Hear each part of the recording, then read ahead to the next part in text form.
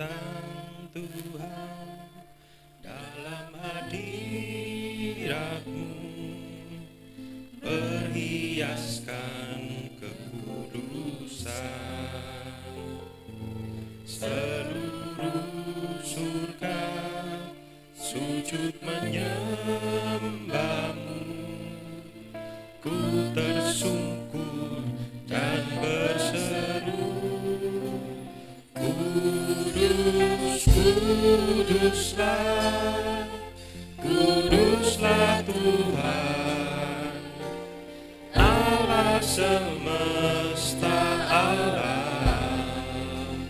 Kudus, kuduslah, kuduslah Tuhan, surga bumi menyembah-Mu. Mari kita sama-sama berdiri. Ku datang Tuhan dalam hadirat-Mu, perhiaskan kekudusan. Seluruh surga sujud menyembah-Mu, ku tersungkur dan berseru, Kudus, kuduslah, kuduslah Tuhan, Allah semesta alam. Kudus, kuduslah, kuduslah Tuhan, surga bumi menyembah-Mu. Kudus, kuduslah, kuduslah Tuhan, Allah semesta alam. Kudus, kuduslah, kuduslah Tuhan, surga bumi menyembah-Mu. Sekali lagi dari atas. Ku datang Tuhan dalam hadirat-Mu, perhiaskan kekudusan. Seluruh surga sujud menyembah-Mu, ku tersungkur dan berseru, Kudus, kuduslah, kuduslah Tuhan, Allah semesta alam. Kudus, kuduslah, kuduslah Tuhan, surga bumi menyembah-Mu. Kudus, kuduslah, kuduslah Tuhan, Allah semesta alam. Kudus, kuduslah, kuduslah Tuhan, surga bumi menyembah-Mu. Saya minta untuk Pak Arif bisa memimpin dalam doa. Allah semesta alam. Kudus, kuduslah, kuduslah Tuhan, Surga bumi menyembah, surga bumi menyembah, surga bumi menyembah-Mu. Kudus, kudus, kuduslah Engkau Tuhan. Engkau layak ditinggikan, Engkau layak diagungkan, Engkau layak menerima pujian, hormat dan kemuliaan. Terima kasih Tuhan. Terima kasih buat kesempatan yang indah, waktu yang indah, bahwa bahkan keadaan yang baik ini Tuhan, suasana yang baik Tuhan, sehingga kami boleh merasakan kehadiran-Mu di tempat ini, bahkan di setiap hati kami. Terima kasih Tuhan, terima kasih. Kami serahkan Tuhan ibadah raya pagi hari ini, dari awal, pertengahan hingga akhirnya. Biarlah Engkau sendiri yang beracara, biarlah kuasa-Mu sendiri yang berotoritas di tempat ini, sehingga Tuhan kami boleh beribadah dengan nyaman, kami boleh beribadah dengan tenang Tuhan, dan kami boleh menerima hadirat-Mu, menerima kuasa-Mu, bahkan menerima firman-Mu dalam setiap kehidupan kami. Terima kasih Bapa dalam surga, terima kasih. Kami berdoa buat saudara-saudara kami yang belum hadir, mungkin dalam perjalanan sertai, tibakan di tempat ini dengan selamat. Yang punya masalah Tuhan buka jalan, yang sakit Engkau jamah, Engkau sembuhkan Tuhan.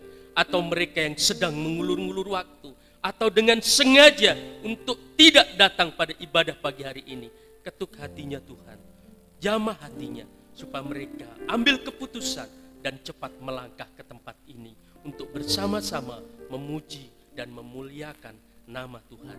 Di dalam nama Tuhan Yesus Kristus, kami tabiskan ibadah kami pada pagi hari ini. Haleluya. Amin.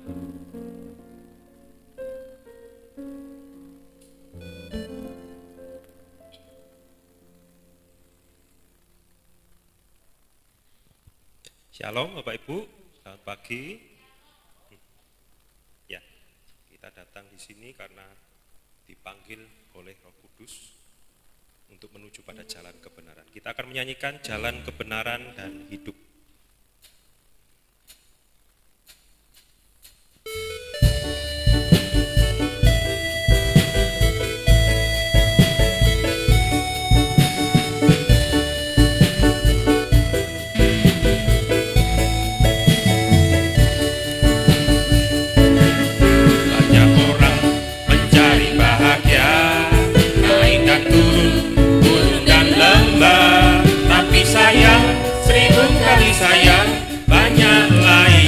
Kecewa, di manakah jalan bahagia? Orang bilang asal banyak uang, hati senang, semua jadi gampang. Tapi uang tak dapat beli bahagia. Bahagia yang sejati hanya ada dalam Yesus Tuhan. Yesuslah jalan kebenaran dan kehidupan. Datang padanya, niscaya kau diselamatkan. Yesuslah jalan kebenaran dan kehidupan. Datang padanya, niscaya kau diselamatkan.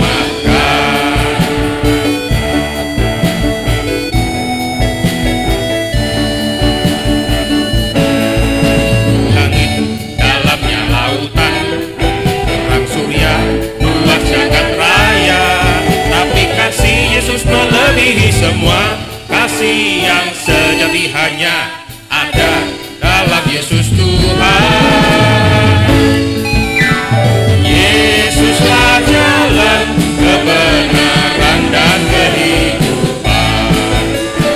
Datang padanya, niscaya kau diselamatkan. Yesuslah jalan kebenaran dan kehidupan. Datang padanya, niscaya kau diselamatkan. Tinggi langit, dalamnya lautan, terang surya, luas jagat raya. Tapi kasih Yesus melebihi semua, kasihnya untuk saudara dan saya.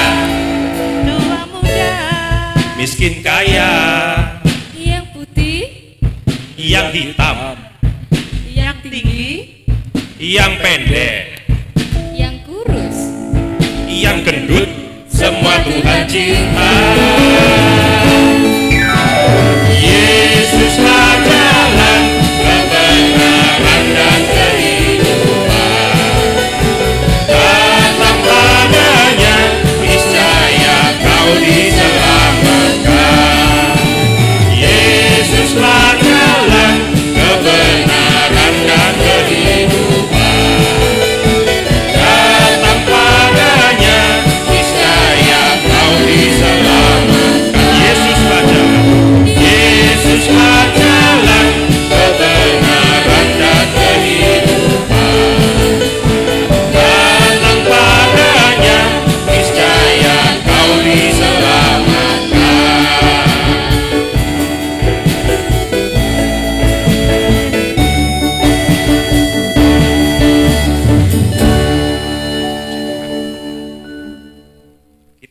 menyanyikan sebuah lagu. Setelah lagu ini nanti kita akan memberi ruang untuk kesaksian. Bagi yang ingin menyaksikan cinta kasih Tuhan bisa dipersiapkan lebih dulu. Tapi sebelumnya kita akan menyanyikan lagu Allah yang kita sembah disambung dengan Hatiku Penuh Nyanyian.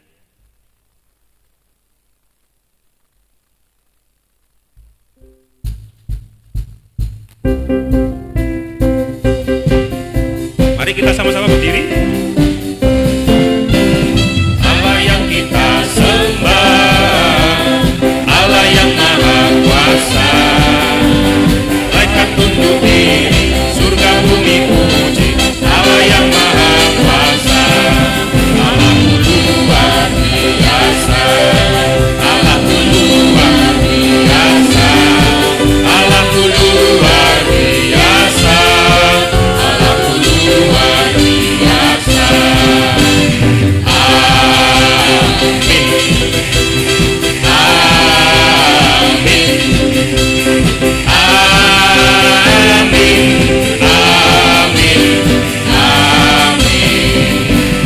Allah yang kita sembah, Allah yang maha kuasa, malaikat tunduk diri, surga bumi puji, Allah yang maha kuasa, Allahku luar biasa, Allahku luar biasa, Allahku luar biasa, Allahku luar biasa. Amin. Amin. Amin. Amin. Hatiku penuh nyanyian, hatiku penuh nyanyian, hatiku penuh nyanyian, hatiku menyanyi untuk Raja segala raja. Sembahlah dan pujilah Dia, sembahlah dan pujilah Dia, sembahlah dan pujilah Dia, Raja segala raja. Hatiku penuh nyanyian, hatiku penuh nyanyian, hatiku menyanyi untuk Raja segala raja. Sembahlah dan pujilah Dia, sembahlah dan pujilah Dia, sembahlah dan pujilah Dia, Raja segala raja. Sembahlah dan pujilah Dia, sembahlah dan pujilah Dia, sembahlah dan pujilah Dia, Raja segala raja. Sembahlah dan pujilah Dia, sembahlah dan pujilah Dia, sembahlah dan pujilah Dia, Raja segala raja. Sembahlah dan pujilah Dia, sembahlah dan pujilah Dia, sembahlah dan pujilah Dia, Raja segala raja.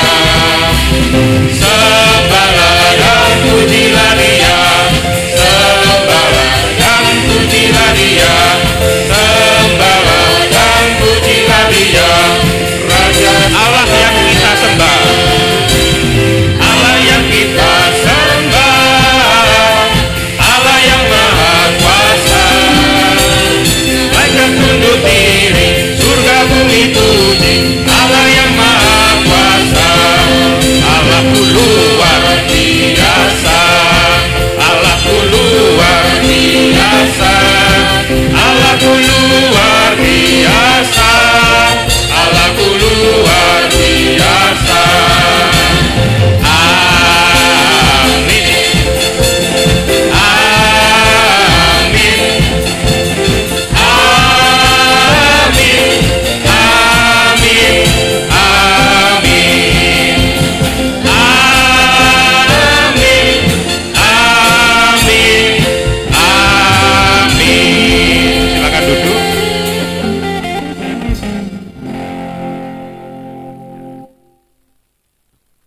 Apakah ada yang mau menyaksikan cinta kasih Tuhan? saya coba mau memulai ya. Bertahun-tahun yang lalu, sudah lama sekali ya. Dulu di gereja kita ini ada cell group. Saya dulu bagian menjemput ya, sama mama saya. Nah, ketika menjemput itu, terus di dalam mobil itu mama saya itu bilang gini, "Nyo, nanti kamu yang doa ya, takut tak?" Terus saya bilang gini, "Buat apa takut?" Gitu ya. Saya dalam arti itu menganggap remeh gitu. Terus ada seseorang yang saya jemput di belakang itu, tidak usah sebut nama ya, terus menyeletuk, "Wah, saya tertemplak." Gitu ya. Kita yang lebih tua aja ini kalau disuruh doa masih gemeter. Nah, terus saya itu mikir, saya yang salah ya, tante ini yang benar gitu ya. Karena kalau kita tuh melakukan itu dengan tidak ada gentarnya, itu tidak berkenan sebenarnya di hadapan Tuhan. Jadi dari situ saya ditegur dan saya menerima pengertian yang baru. Ya, puji Tuhan. Ada yang menyusul? Ada? Coba kita persiapkan ya untuk minggu depan, barangkali ada yang memberikan kesaksian. Pendek-pendek tidak apa-apa. Atau ada yang mau memberikan sumbangan lagu, mau memuji Tuhan, boleh, pendek-pendek saja. Ada? Oke ya. Kita akan menerima firman Tuhan. Tapi sebelumnya kita nyanyikan Yesus Jawaban.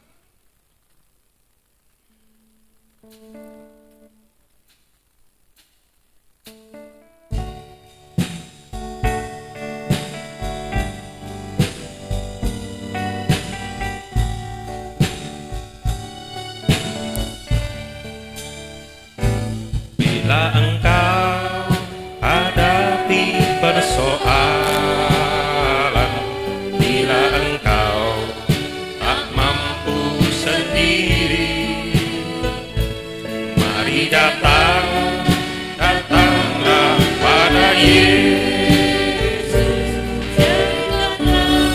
Dia juru selamatmu. Serahkanlah semua beban hidupmu,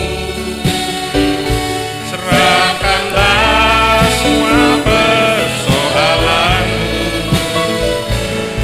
haraplah hanya pada Yesus, Dia yang sanggup merubah hidupmu. Bait kedua, janganlah kau harapkan manusia, janganlah kau bersandar padanya, hanyalah Yesus tempatmu mengadu, menuntunmu di jalan yang benar. Serahkanlah semua beban hidupmu, serahkanlah semua persoalanmu, haraplah hanya pada Yesus, Dia yang sanggup merubah hidupmu. Serahkanlah semua beban hidupmu, serahkanlah semua persoalanmu, haraplah hanya pada Yesus, Dia yang sanggup merubah hidupmu. Bila engkau hadapi persoalan, bila engkau hadapi persoalan, bila engkau tak mampu sendiri, mari datanglah pada Yesus, jadikanlah Dia juru selamatmu. Serahkanlah semua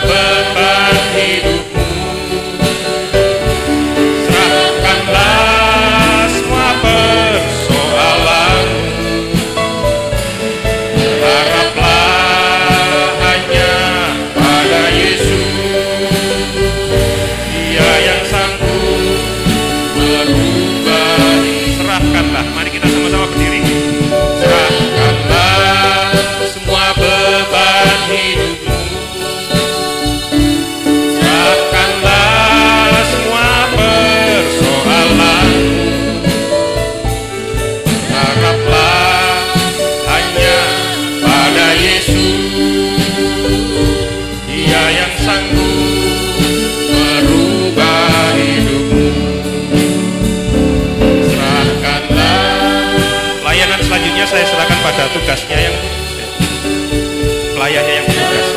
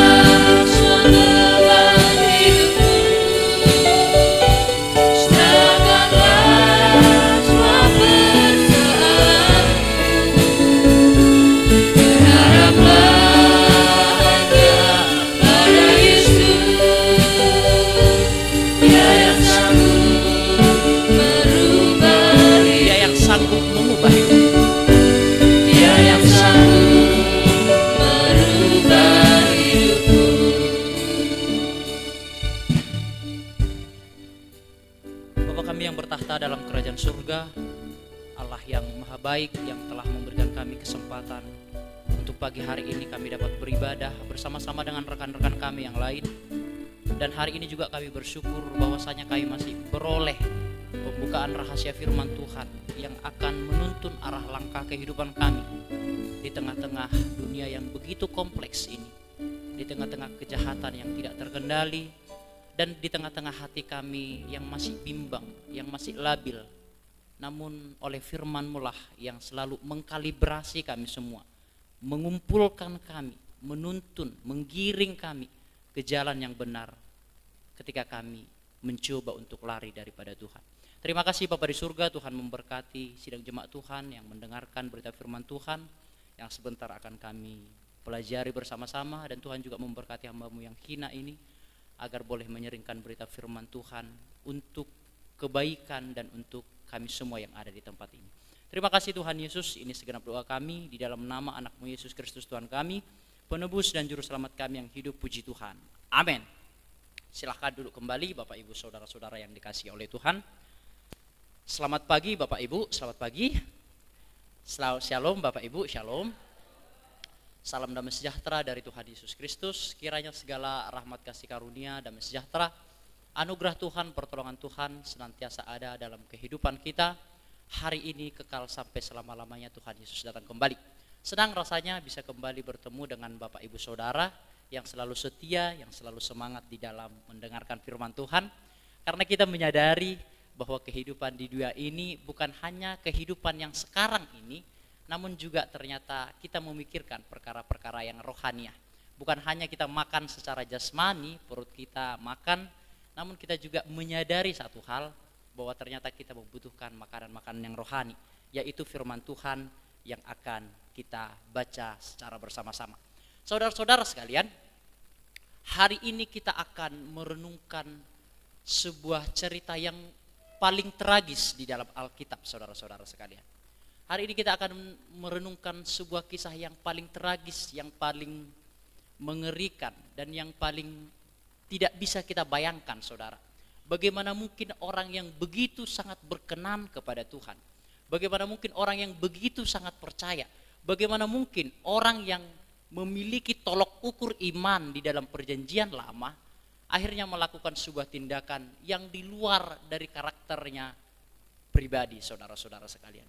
Dari sini juga kita bisa belajar bahwa betapa rapuhnya lah orang tersebut. Kendati pun orang tersebut merupakan orang yang paling Tuhan berkenan kepada dia, namun ternyata orang tersebut pun tidak luput dari segala kesalahan dan dosa-dosa. Kiranya ini juga nanti menjadi pertimbangan atau bahan refleksi kepada kita bahwa betapa rapuhnya hidup di dunia ini, kendati pun seorang itu adalah orang yang percaya kepada Tuhan. Hari ini kita akan merenungkan sebuah tema, yaitu belajar dari kesalahan. Teks kita, saudara-saudara sekalian, terambil dalam 2 Samuel pasal yang ke-12 ayat yang pertama sampai ayat yang ke-14 sebenarnya.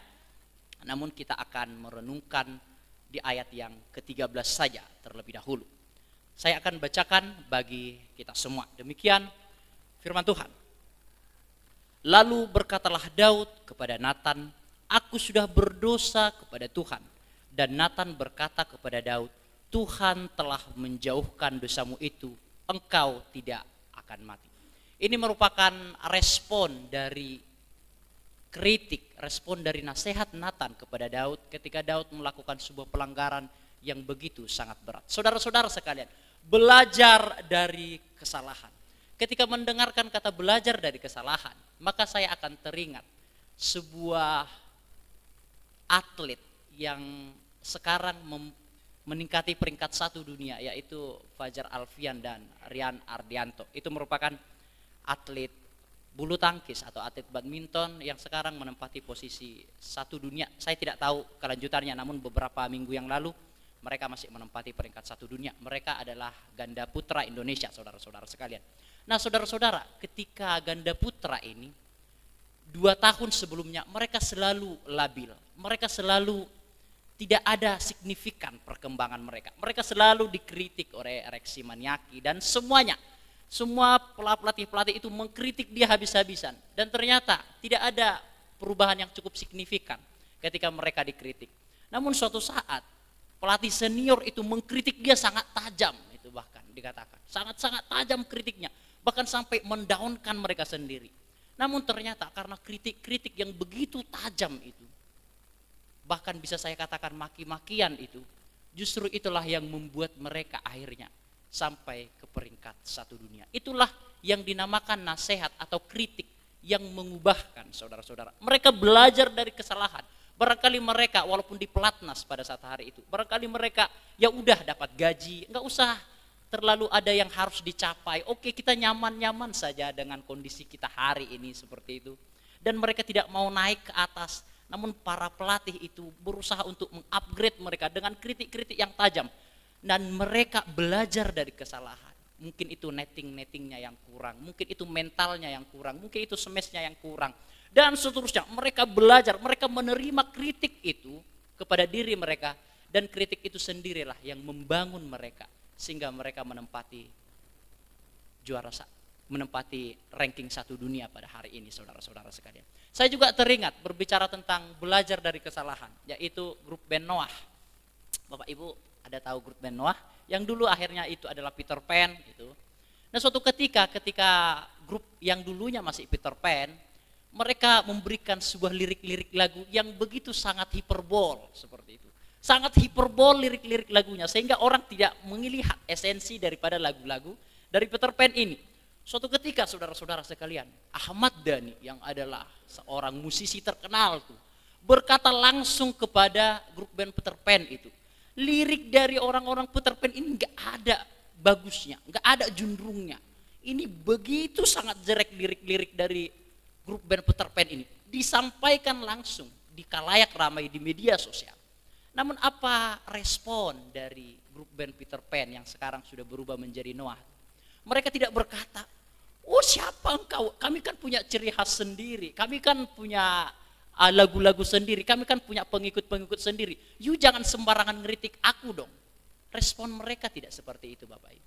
Respon mereka ketika mendengar kritik dari seorang yang sangat terkenal itu, mereka langsung mengevaluasi diri mereka. Dan mereka memang melihat lirik-lirik lagu yang mereka ciptakan itu sangat hiperbol sehingga tidak ada fokus. Akhirnya mereka menciptakan sebuah judul lagu yang bernama Bintang di Surga. Dan itulah yang membawa jutaan kopi. Dan itu adalah judul lagu yang jutaan kopi pernah terjual. Dan itu salah satu lagu paling terbaik di Indonesia. Karena apa, saudara-saudara? Karena mereka menerima kritik, karena mereka mau belajar. Mereka mau belajar dari kesalahan. Sehingga ketika mereka belajar dari kesalahan, akhirnya itulah yang mengupgrade kehidupan mereka. Itu juga layak akan kita pelajari pada hari ini, saudara-saudara sekalian. Tentu kita tidak luput dari yang namanya kesalahan atau kekeliruan. Namun bukan masalah kesalahan atau kekeliruan itu sebenarnya. Namun apakah kita mau belajar dari kesalahan dan kekeliruan itu? Ada sebuah pepatah berkata, pengalaman adalah guru yang baik. Namun bagi saya pepatah itu kurang cocok untuk zaman yang sekarang. Bukan seberapa banyak ternyata pengalaman kita, namun seberapa banyak kita bisa belajar dari pengalaman itu sendiri. Tentu banyak orang yang memiliki banyak sekali pengalaman. Aku dulu begini di usia yang tua. Aku dulu begini, banyak sekali pengalamannya. Namun ternyata saya melihat tidak ada pelajaran yang bisa diambil dari pengalaman itu. Pengalaman itu hanya dia nikmati begitu saja. Tidak ada pelajaran emas yang bisa dipetik dari pelajaran-pelajaran itu. Sementara Alkitab berkata kepada kita bahwa kesalahan-kesalahan dari bangsa Israel, sejarah-sejarah itu ditulis sebagai pelajaran bagi kita. Jadi saudara-saudara sekalian, pengalaman ternyata tidak menjadi tolok ukur orang itu berhikmat. Namun belajar atau mengambil pelajaran dari pengalaman itu, itulah ternyata yang membuat orang itu berhikmat, saudara-saudara. Dan ternyata kita bisa belajar bukan hanya dari pengalaman kita, namun kita juga bisa belajar dari pengalaman orang-orang lain, termasuk pengalaman-pengalaman Alkitab yang kita pelajari pada hari ini, yaitu kesalahan atau pengalaman dari Raja Daud yang melakukan kesalahan yang begitu sangat tragis dan mungkin tidak bermoral menurut saya, saudara-saudara. Namun itulah Alkitab menjelaskan kisah tentang Raja Daud itu begitu sangat terbuka, tidak ada satupun yang ditutup-tutupi, saudara-saudara. Padahal Raja Daud merupakan raja yang paling agung, namun Alkitab menuliskan baik itu kebaikan, baik itu kesalahan Raja Daud, itu pun dituliskan. Untuk apa? Sebagai pelajaran bagi kita pada hari ini. Mari saudara-saudara sekalian, kita akan melihat konteks daripada ayat itu. Jikalau kita melihat respon dari Raja Daud ketika ditegur oleh Nathan, responnya hanya singkat, padat, dan jelas. Responnya tidak muluk-muluk, dia tidak mencari kesalahan, dia tidak mencari alibi, dia tidak mencari kambing hitam. Karena dia tahu kambing itu tidak selalu hitam, saudara-saudara. Dia langsung siap salah, saudara-saudara sekalian. Aku sudah berdosa di hadapan Tuhan. Sekarang kita mau tahu apa kesalahan Raja Daud. Mungkin beberapa para hamba-hamba Tuhan tahu, namun bagi seorang pengkhotbah belum tentu jemaat juga tahu kesalahan-kesalahan dari Raja Daud. Oleh sebab itu alangkah baiknya kita akan melihat latar belakang dari kisah ini lebih dahulu, saudara-saudara sekalian. Next. Jikalau kita melihat latar belakang daripada kisah ini, saudara, terjadi di dalam kitab 2 Samuel pasal yang ke-11 ayat yang pertama sampai ayat yang ke-27. Di situ saudara-saudara kisahnya adalah bagaimana Daud mengambil Batseba istri Uria. Ini mungkin cukup populer ceritanya, namun gak apa-apa, kita bahas poin-poin pentingnya saja. Saudara-saudara sekalian, saya ceritakan saja. Saudara-saudara, ketika Daud ada di tahtanya itu, dan ketika pada pergantian tahun, biasanya raja-raja itu memang berperang pada pergantian tahun. Namun nggak tahu kenapa Raja Daud tidak berperang pada saat hari itu. Mungkin karena dia barangkali menganggap aku tidak perlu hadir di sana. Atau panglima tentaraku Yoab dan seterusnya tentara-tentara yang baik mungkin cukup untuk menghadapi Bani Amon pada saat hari itu. Dan akhirnya Raja Daud tidak ikut berperang. Dan ketika dia ada di tahtanya seperti itu, kita bisa membayangkan hal itu. Dia bangun pada waktu petang, sementara tentaranya itu perang di sana dengan Bani Amon, saudara-saudara sekalian. Dia bangun dari singgasananya, dia bangun dari tempat tidurnya. Dan ketika ia berjalan di atas sotoh, dia ternyata melihat seorang gadis, seorang perempuan, maafkan saya, seorang perempuan yang sedang mandi ketika dia berjalan di atas sotoh tempat istananya itu. Dan dia melihat keelokan dari badan dari seorang perempuan ini. Sehingga dia berkata kepada para pegawainya, siapa itu? Maka dicari tahu, akhirnya para pegawainya berkata, itu adalah Batseba, istri Uria.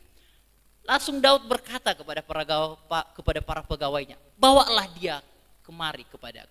Akhirnya Batseba datang kepada Daud dan akhirnya Daud menghampiri Batseba, saudara-saudara sekalian. Ketika Batseba sudah mulai membersihkan dirinya dari kenajisannya, dari kekotorannya, dan dia pulang ke rumahnya. Beberapa bulan kemudian akhirnya Batseba mengandung dan hamil, saudara-saudara sekalian. Sehingga beberapa pegawai-pegawai itu harus melaporkan bahwasanya Batseba sedang mengandung atau sedang hamil, saudara-saudara sekalian. Nah, disinilah awal dari kesalahan Raja Daud. Walaupun awalnya sudah salah, namun disinilah keberlanjutan dari dosa-dosa Daud, saudara-saudara sekalian. Ketika Daud melihat bahwa tidak ada lagi jalan, dia mencoba mencari alibi, dia mencoba mencari strategi-strategi karena dia memang militer.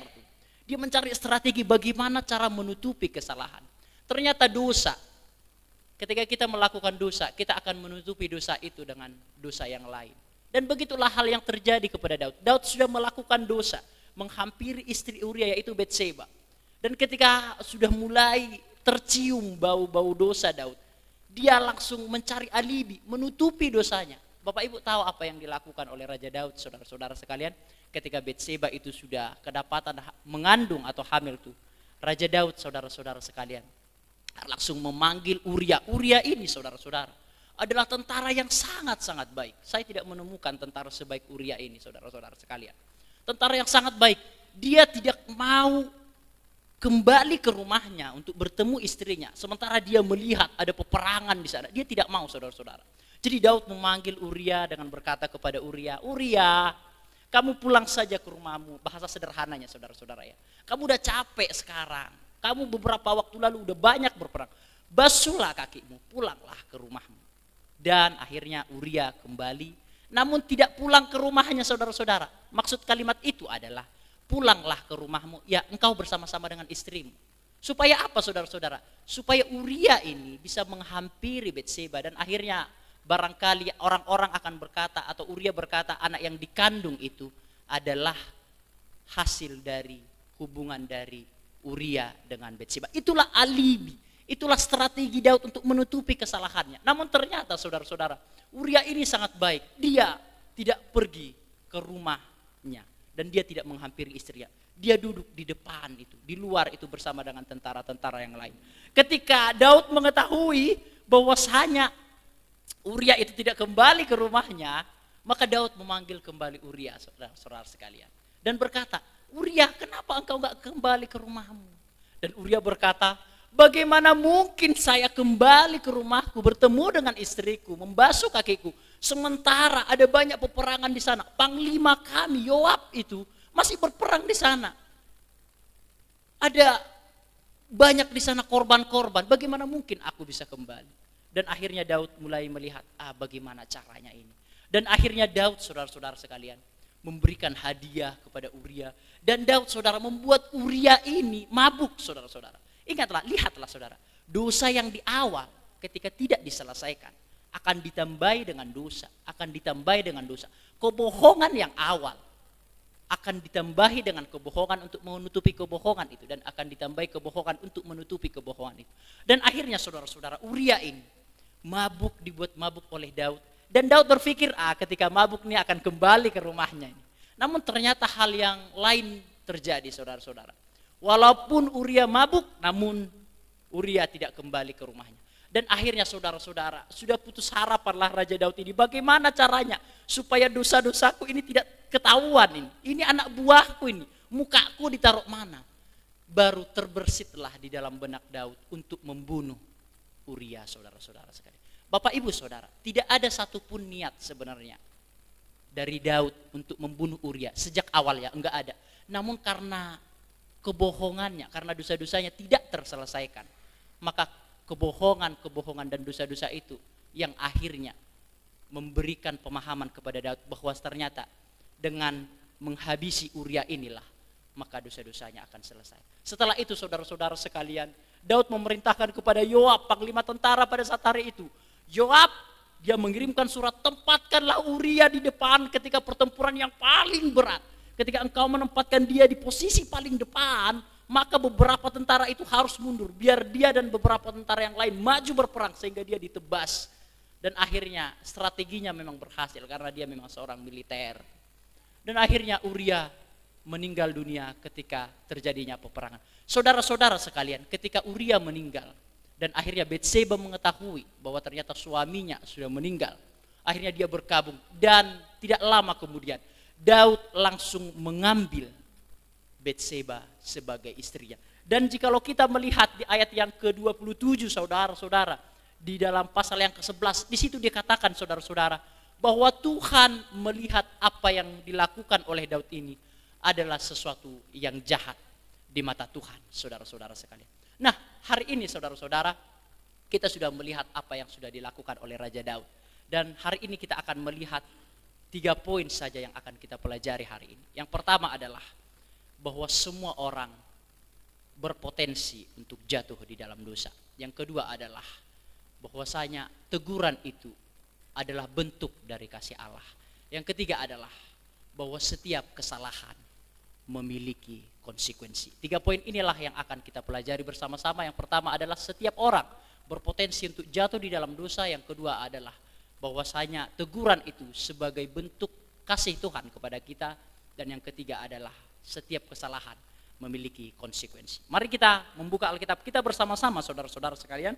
Kita masuk di dalam teks kita yaitu di dalam 2 Samuel pasal yang ke-12 ayat yang pertama. Demikian saudara-saudara sekalian, saya akan bacakan bagi kita semua.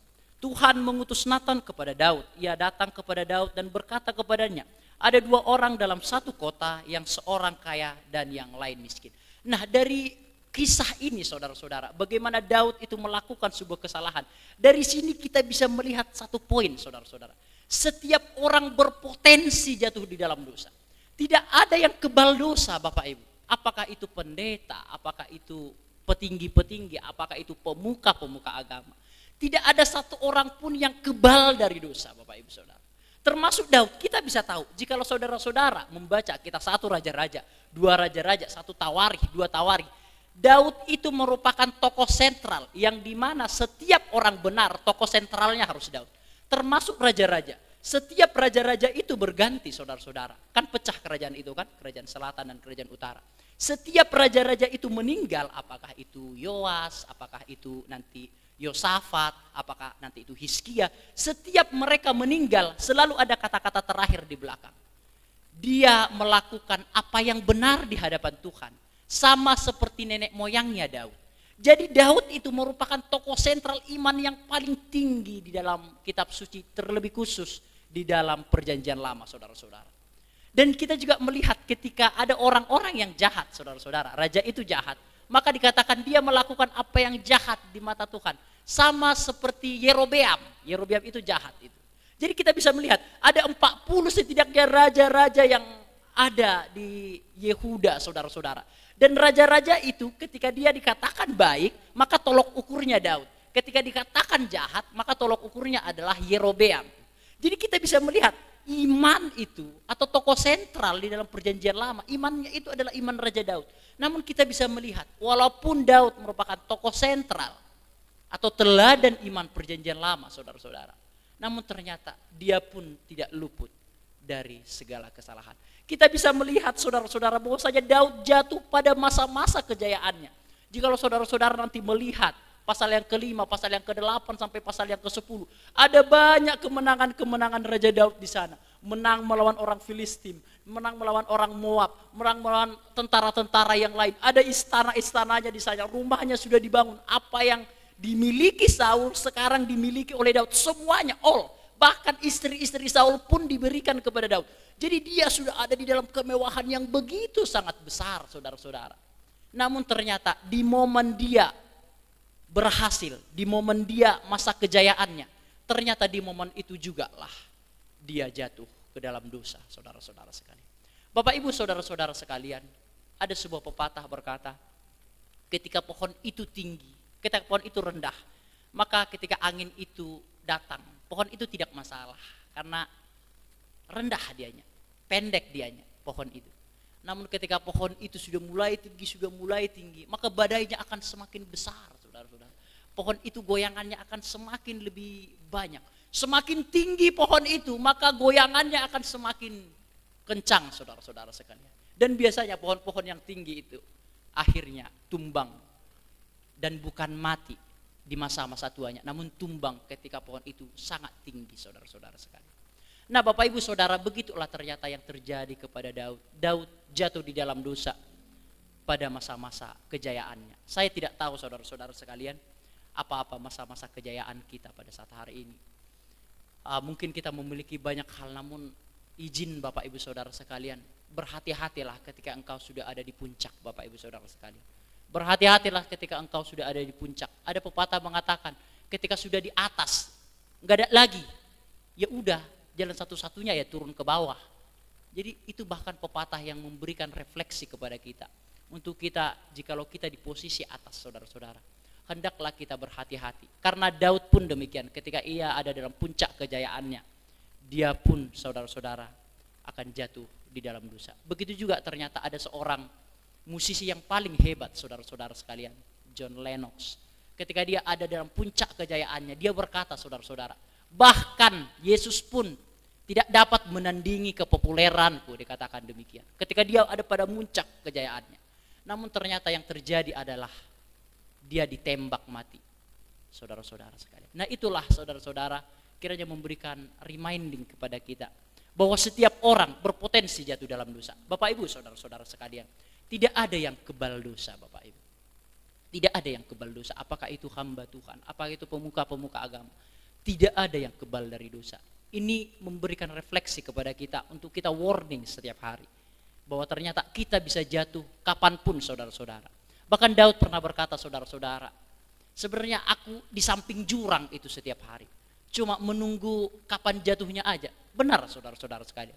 Kita ini di samping jurang setiap hari, saudara-saudara. Kita tidak tahu kapan kita lemah. Oke, kita kuat. Oke, mungkin bisa kita halau goda-godaan yang ada. Namun ketika posisi kita lemah, saudara-saudara, itu yang membuat kita mungkin akan jatuh dalam dosa. Makanya Daud berkata, aku setiap hari di pinggir jurang, sebentar lagi kakiku terpleset ini, dan seterusnya, saudara-saudara sekalian. Saudara-saudara, Daud lengah pada masa kejayaannya, Daud juga jatuh pada masa kejayaannya. Daud lemah terhadap seorang perempuan, saudara-saudara. Nah, saudara-saudara sekalian, jikalau kita mengingat bahwa ternyata di setiap manusia ada titik-titik lemahnya, saudara-saudara. Biasanya ada orang yang berkata itu harta, tahta, dan wanita. Dan memang ketika saya melihat dunia yang semakin kompleks itu, setiap orang memang memiliki titik lemahnya masing-masing. Ada orang yang tidak lemah terhadap perempuan, ada. Namun dia lemah terhadap keuangan. Ada orang yang tidak lemah masalah keuangan, atau dia tidak terlalu pikir uang ini ya udah ada, nggak ada uang nggak penting bagi saya. Yang penting saya bisa sehat. Namun dia lemah terhadap perempuan, beda. Namun ada orang yang tidak lemah terhadap keuangan, yang tidak lemah terhadap keuangan, yang tidak lemah terhadap perempuan. Namun dia adalah orang-orang yang pengen saja disanjung-sanjung, pengen jabatan, pengen diangkat, elektabilitasnya terangkat. Kan begitu banyak orang yang seperti itu kan, saudara-saudara ya. Dia udah memiliki semuanya tuh, istrinya cantik barangkali, hartanya banyak, nggak ada yang kurang. Akhirnya ia melamar jadi apalah itu, anggota DPR atau seterusnya lah itu, saudara-saudara. Jadi setiap orang itu memiliki titik-titik lemahnya sendiri. Saya tidak melihat Daud titik lemahnya di keuangan, saudara-saudara. No, saya nggak melihat Daud titik lemahnya di keuangan. Bahkan jika saudara-saudara baca, saudara-saudara sekalian, dia mempersembahkan uang yang paling banyak, saudara, dari hasil uangnya sendiri untuk pembangunan bait Allah, walaupun nanti anaknya yang akan membangun itu, saudara-saudara sekalian. Dia tidak lemah masalah keuangan. Dia tidak, bagi saya, uang itu penting nggak penting bagi Daud. Daud juga tidak lemah masalah jabatan. Saudara-saudara sekalian, enggak ada satu niat pun di dalam diri Raja Daud untuk dia menggantikan Saul. Enggak ada, saudara-saudara. Sedikit pun terbersit di dalam benak Raja Daud untuk dia diangkat menjadi raja, dia tidak ada sedikit pun. Bahkan ketika dia diurapi oleh Samuel menjadi raja, dia tidak mengerti apa-apa mengapa dia harus diurapi. Dia pikir itu sakramen-sakramen biasa aja. Dia tidak lemah masalah jabatan. Bahkan saudara-saudara, ketika Absalom anaknya ingin mengkudeta dia, Daud dengan rela hati meninggalkan kerajaannya dan biarkanlah Absalom itu yang memerintah itu. Dan bahkan anak buahnya meninggalkan, dia juga open, nggak peduli dia masalah itu, nggak pusing dia masalah jabatan. Namun ternyata Daud titik lemahnya adalah seorang perempuan, Bapak Ibu saudara-saudara sekalian.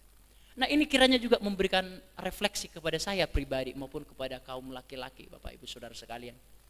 Bahwa ternyata laki-laki memang secara psikologi, karena dia adalah visualisasi dan dia imajinasi, saudara-saudara sekalian.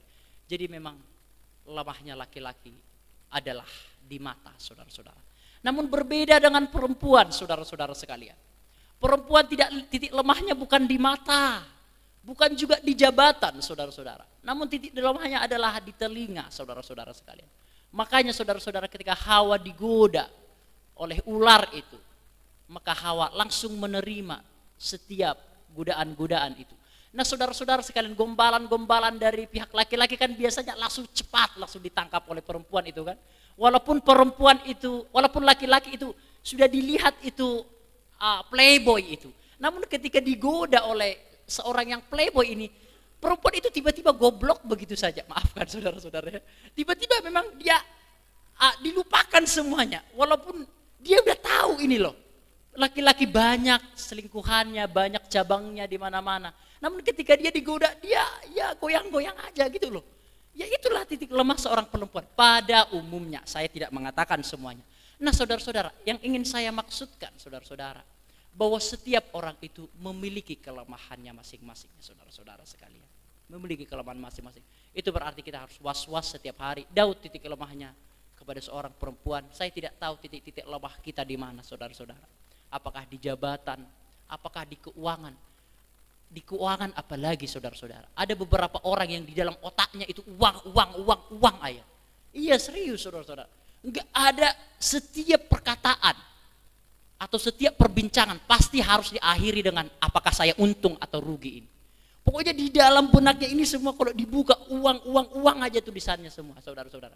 Sehingga dia ketika tidak mendapatkan itu, akhirnya dia melakukan segala cara untuk mendapatkan hal itu. Ketika uang banyak dia berbahagia, uang tidak ada, hatinya tidak berbahagia. Jadi kebahagiaannya itu ditentukan oleh finansial itu. Saya tidak mengatakan finansial itu salah, enggak.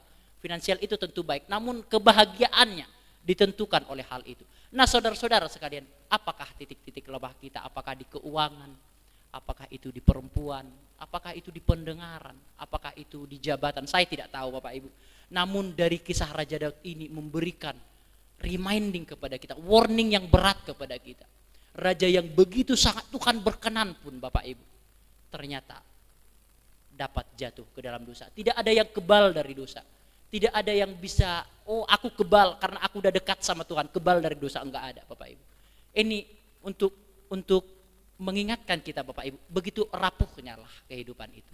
Nah, itu yang bisa kita pelajari dari hal ini. Next, bahwa setiap orang berpotensi jatuh dalam dosa. Yang kedua adalah teguran sebagai bentuk kasih Allah. Saudara-saudara sekalian, jikalau kita bisa melihat di ayat yang pertama dari pasal yang ke-12 dari 2 Samuel, Tuhan mengutus Natan kepada Daud. Ia datang kepada Daud dan berkata kepadanya, ada 2 orang dalam suatu kota, yang seorang kaya dan yang lain miskin. Saya tidak tahu berapa jangka waktu ketika Daud di pasal yang ke-11 kan, ayat yang pertama sampai 27, melakukan kesalahan dan Uria meninggal dan Daud mengambil Batseba sebagai istrinya. Saudara-saudara, saya tidak tahu berapa jangka waktu, namun beberapa ahli tafsir mendefinisikan atau menafsirkan beberapa waktu ini cukup lama, saudara, sampai Natan itu datang kepada Daud. Jadi kejadiannya tidak langsung instan ketika Daud mengambil Batseba, Uria meninggal, langsung Natan datang, enggak. Ada cukup jangka waktu yang cukup lama, bukan sangat lama, cukup lama sebelum Tuhan mengutus Natan. Nah, saudara-saudara sekalian, mengapa sih Bapak Ibu? Ini kita perlu pikirkan. Mengapa Daud tidak peka terhadap dosanya, Bapak Ibu? Bukankah dia orang yang berkenan kepada Tuhan? Bukankah dia orang yang mencintai Tuhan? Kenapa bahkan dia tidak peka terhadap rencana Tuhan, tidak peka terhadap peraturan Tuhan? Oleh karena dia tidak peka, maka Tuhan mengutus Natan kan? Kan itu alasannya kan? Dia tidak memiliki kepekaan, padahal dia telah melakukan dosa yang begitu sangat keji. Kenapa, saudara-saudara? Karena Daud berpikir, Bapak Ibu Saudara, Tuhan itu hanya mengurusi hal-hal yang rohani, hanya mengurusi bait Allah, hanya mengurusi bagaimana mereka menang, hanya itu yang diurusi Allah. Bagi Daud demikian. Namun bagi Daud, Tuhan tidak akan tahu hal ini. Makanya dia tidak peka, saudara-saudara. Tuhan tidak tahu apa yang saya lakukan yang tersembunyi ini, enggak tahu Tuhan nih. Enggak, Tuhan hanya, ketika saya berperang Tuhan memberkati, Tuhan menyertai. Bait Allah, persembahan-persembahan, tabut Allah, hanya itu yang dipikirkan oleh Daud. Daud tidak memikirkan bahwa Tuhan Maha tahu dan melihat dari setiap ketersembunyian, saudara-saudara. Tidak ada yang tersembunyi di hadapan Tuhan. Inilah yang Daud tidak memiliki kepekaan, saudara-saudara sekalian. Sehingga Tuhan mengutus Natan kepada Daud. Saya tidak tahu apa yang terjadi, saudara-saudara, jikalau Tuhan tidak mengutus Natan. Barangkali Daud akan semakin bobrok. Barangkali Daud akan segera mati, itu dibunuh oleh Tuhan. Barangkali Daud akan menjadi orang yang paling melarat, orang yang paling menderita. Namun ketika Tuhan mengutus Natan, yang berarti adalah teguran sebagai bentuk kasih Allah. Tuhan mengutus Nabi Natan untuk menegur, untuk mengkritik Daud. Saudara-saudara, Nabi Natan ini bukan nabi sekaliber Elisa, bukan nabi sekaliber dari Samuel, dari nabi-nabi yang populer yang lainnya. Enggak. Track record dari Nabi Natan ini enggak banyak, Bapak Ibu. Nabi yang enggak ada jam terbangnya, Bapak Ibu Saudara. Namun Tuhan mengutus nabi yang jam terbangnya enggak ada ini, yang track recordnya enggak ada ini loh, saudara-saudara sekalian. Dan ini kan ketika Natan datang kepada Daud, saudara-saudara sekalian, kita bisa membayangkan itu. Padahal ada nabi-nabi terkemuka yang ada pada saat hari itu, saudara-saudara sekalian. Natan datang kepada Daud pada saat hari itu. Dan bagaimana respon Daud ketika nabi yang tidak ada track recordnya itu datang kepada Daud. Bahkan Daud mungkin barangkali menghinanya, namun tidak demikian Bapak Ibu. Daud ternyata menerima, Daud ternyata mendengarkan teguran dari Nabi Natan ini, saudara-saudara. Nah saudara-saudara, Tuhan mengutus nabi untuk menegur dan mengkritik Daud. Inilah saudara-saudara bentuk kasih Allah. Tuhan tidak mau Daud larut-larut di dalam dosa. Tuhan tidak mau Daud masuk di dalam dosa-dosa yang lebih berat lagi. Karena jika Tuhan tidak mengutus Natan, maka Daud akan berpikir, oh ini halal ini dosa ini. Bahkan saya harus melakukan dosa yang lain tuh. Karena enggak ada intervensi Tuhan. Tuhan angkat tangan, Tuhan ya ngangguk-ngangguk aja. Namun Tuhan tidak demikian. Tuhan mengutus Natan supaya Daud tidak jatuh ke dalam dosa yang begitu sangat berat lagi, saudara-saudara sekalian. Dikritik, saudara-saudara sekalian. Bapak Ibu, saudara-saudara. Mungkin ada anak-anak yang menegur Bapak Ibu. Jangan tutup telinga walaupun anak itu menegur Bapak Ibu saudara sekalian. Mungkin ada anak muda yang menegur Bapak Ibu saudara sekalian. Jangan tutup telinga. Bahkan Daud pun raja yang paling tersohor, teragung itu ditegur oleh Natan. Namun Daud tidak membantah sedikit. Teguran Tuhan Bapak Ibu, apakah itu dari anak kecil? Apakah itu dari orang yang muda? You belum punya pengalaman, tunggu. Tuhan kadang memakai orang-orang yang seperti ini Bapak Ibu untuk menegur kita. Suatu saat saudara-saudara, ketika saya mengajar di Sinar Harapan Bapak Ibu, ketika anak-anaknya itu mulai nakal, ya biasalah usia-usia segitu nakal, 8, 9, 10, 11 seperti itu. Nakal luar biasa. Satu kata nggak bisa, dua kata bisa. Tiba-tiba kadang-kala saya harus memukul meja itu dan memukul papan tulis, dar gitu. Dan akhirnya ada seorang anak yang berkata kepada saya, ini kisah nyata Bapak Ibu. Pak Daud kan guru agama, jangan marah-marah dong. Wah, langsung Bapak Ibu, kalau bisa aku ambil tas bawa pulang aja aku waktu itu Bapak Ibu. Ya, nah apakah, kalian tuh yang nakal, gak mungkin saya bilang gitu kan. Nah anak-anak ini, ya anak ini mengingatkan saya kembali, ya posisi saya memang guru agama yang harus saya memberi teladan tuh. Apakah akhirnya nakal kamu, kurang ajar kamu, panggil orang tuamu. Apakah saya harus gitu Bapak Ibu? Justru anak-anak yang seperti inilah, thanks God gitu. Justru dengan mereka-mereka yang nakal inilah aku yang kadang-kala lepas kendali itu kan.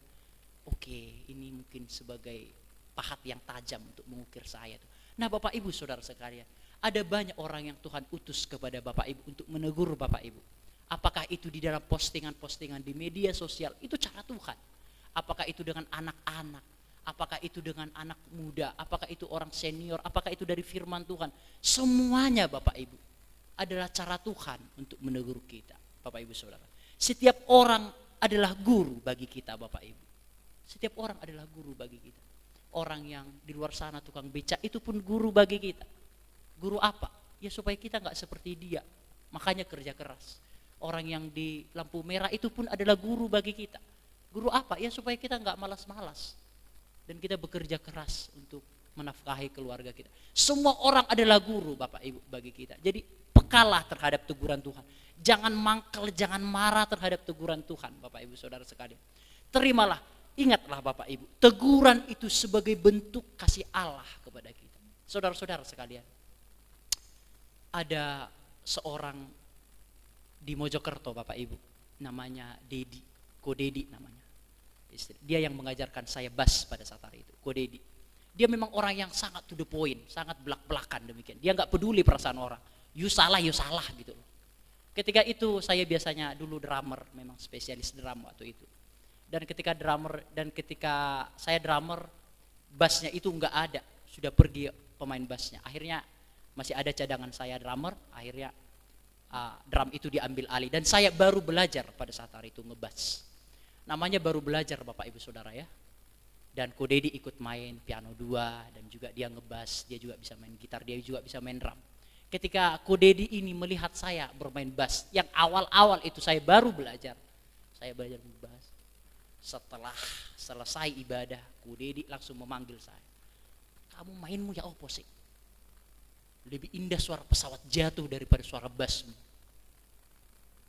Gimana saudara-saudara? Itu betul-betul, kan saya bisa alasan tuh. Yo aku lo baru belajar, aku lo baru datang ini, yo ngerti yo dong, kan gitu. Enggak Bapak Ibu, sama sekali aku enggak.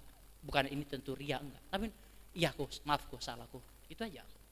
Tapi dari situ Bapak Ibu, setiap kali pertemuan ibadah PA, ibadah raya, sebelum-sebelumnya malam-malam itu saya ambil bas itu karena kamar saya di atas di lantai 2 itu. Saya ambil bas sambil tiduran saya ngebas Bapak Ibu. Sampai jam 11, sampai jam 12, sampai jam. Supaya apa? Enggak dimaki-maki sama Kodedi ini Bapak Ibu. Enggak dimaki-maki. Dan itu terus berlangsung 2 tahun, 3 tahun. Dan akhirnya saya mahir ngebas dan bahkan sekarang bisa mengajarkan teman-teman ngebas Bapak Ibu. Nah itulah Bapak Ibu, bagaimana teguran itu walaupun keras Bapak Ibu. Itulah harusnya menjadi refleksi kepada kita. Bapak Ibu, saudara-saudara sekalian. Jangan pikir sanjungan-sanjungan itu akan menaikkan elektabilitasmu. Enggak Bapak Ibu. Sanjungan-sanjungan itu justru akan menjatuhkanmu Bapak Ibu. Serius. Justru engkau harus berterima kasih terhadap orang yang memaki-makimu Bapak Ibu. Karena mereka jujur kepadamu. Barangkali orang yang menyanjungmu cuma untuk menjilatmu aja itu. Justru orang yang memaki-makimu, menghinamu. Dia orang yang jujur Bapak Ibu. Suatu ketika ada Indonesian Idol, namanya Roni Parulian. Dia orang yang suaranya begitu sangat bagus sekali. Dan ketika dia ditanya, bagaimana dengan haters-hatersmu Roni Parulian? Apa yang engkau lihat terhadap kritik-kritik yang menghinamu? Dia berkata demikian Bapak Ibu Saudara, yang membuat saya tercengang. Saya tidak melihat komen-komen dari orang yang menyanjung saya. Saya melihat komen-komen dari orang yang mengkritik saya. Haters saya, itu yang saya baca komen. Karena saya tahu orang-orang inilah yang mendefinisikanku dengan benar. Karena saya tahu sanjungan-sanjungan orang itu bisa menjatuhkanku. Namun musuh-musuh saya inilah, haters saya inilah yang mengkalibrasi saya, yang menggiring saya kembali untuk waspada dan untuk mengoreksi diri. Nah itulah pelajaran yang bisa kita ambil dari hari ini Bapak Ibu. Terimalah setiap kritik-kritik yang ada, setajam apapun itu Bapak Ibu. Bahkan ketika engkau dimaki-maki pun, engkau harus terima segala kritikan itu Bapak Ibu. Saya mungkin teringat, karena ini sudah berserang 4 tahun, 5 tahun saya di sini. Pertama-tama saya ke sini Bapak Ibu, ya nuhun sewu sepurane. Tidak ada 1 hari pun tanpa kritik dari tante, gak ada. Setiap hari kritik, setiap hari nasihat. Daud, kamu suaramu terlalu cepat. Daud, intonasi suara. Tadi kami di mobil juga, Om mengkritik saya. Daud, orang tuamu bukan berdoa kepadamu, tapi berdoa untukmu. Yes, siap salah itu Om ada. Ya siap salah Om. Jadi terimalah setiap kritik yang ada. Saya bahkan tidak bisa sampai sejauh ini tanpa banyak-banyaknya kritik atau teguran atau nasihat. Justru mereka itulah yang Tuhan tempatkan untuk mengingatkanmu Bapak Ibu ketika kita ada dalam kesalahan. Justru kritik-kritik yang tajam itulah yang menaikkan kualitas dan elektabilitasmu Bapak Ibu. Siapapun itu, anak-anak overall lah itu, orang tua, anak muda, semua adalah guru bagi kita. Terlebih khusus saya anak-anak yang langsung down saya waktu itu. Bapak kan guru agama, kok marah-marah sih. Udah mau saya tinggalkan itu sekolah Bapak Ibu. Karena kata-katanya lembut namun menusuk. Namun saya berterima kasih kepada Tuhan. Anak-anak itu menegur. Itulah Bapak Ibu yang harus kita pahami bersama-sama. Bahwa ternyata teguran sebagai bentuk kasih Allah kepada kita. Saya tidak tahu jikalau Tuhan tidak menegur Nathan. Jikalau Daud tidak ditegur oleh Nathan, saya tidak tahu apa yang terjadi. Barangkali Daud akan langsung meninggal. Namun justru teguran Nathan inilah yang mengingatkan Daud kembali. Kita masuk di dalam poin yang ketiga Bapak Ibu Saudara sekalian. Sebagai poin yang terakhir. Yang pertama tadi adalah setiap orang berpotensi untuk jatuh dalam dosa. Yang kedua adalah teguran itu sebagai bentuk kasih Allah kepada kita. Yang ketiga adalah ada konsekuensi dalam setiap kesalahan. Saudara-saudara sekalian, maafkan ada ketinggalan. Kembali ke belakang Kak. Saudara-saudara sekalian, Nathan datang kepada Daud bukan dengan hukuman saudara-saudara. Bukan dengan kalimat-kalimat kamu salah, kamu ini, enggak Bapak Ibu. Nathan datang kepada Daud bukan dengan kalimat-kalimat yang tajam di awal-awalnya. Namun Nathan datang kepada Daud dengan sebuah ilustrasi yang sangat-sangat menyentuh hati. Nathan datang kepada Daud kira-kira begini saudara-saudara. Ada 2 orang tinggal di sebuah kota, yang seorang kaya dan seorang miskin. Seorang kaya ini memiliki kambing domba dan lembu sapi. Sementara seorang miskin ini hanya memiliki seekor domba betina yang ada padanya. Seekor kambing betina ini ada di pelukannya. Dia merawatnya dari masa kecil sampai dia besar. Seekor domba betina ini ada di pangkuannya, dia merawatnya. Bahkan tuannya itu sudah menganggap seekor domba betina ini sebagai anaknya. Namun suatu ketika orang kaya ini, ada tamu yang datang ke rumah orang kaya ini. Sehingga orang kaya ini merasa sayang untuk mengambil kambing domba, lembu sapinya. Dan dia akhirnya mengambil anak domba dari orang yang miskin ini. Karena dia sayang mengambil kambing domba dan lembu sapinya. Ketika Nathan datang dengan ilustrasi ini Bapak Ibu, Raja Daud tidak sabar. Puak! Siapa orang itu? Orang yang melakukan itu harus dihukum mati. Dan kambing domba dan domba yang diambilnya itu dari si miskin itu harus dikembalikan 4 kali lipat.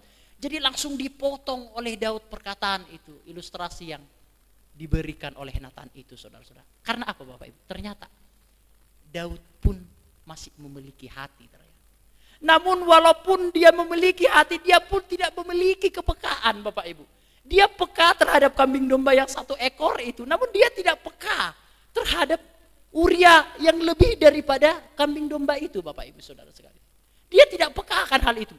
Dia marah, yang harusnya Nathan yang marah, ini Daud yang marah. Kan gitu kan, nggak logis kan.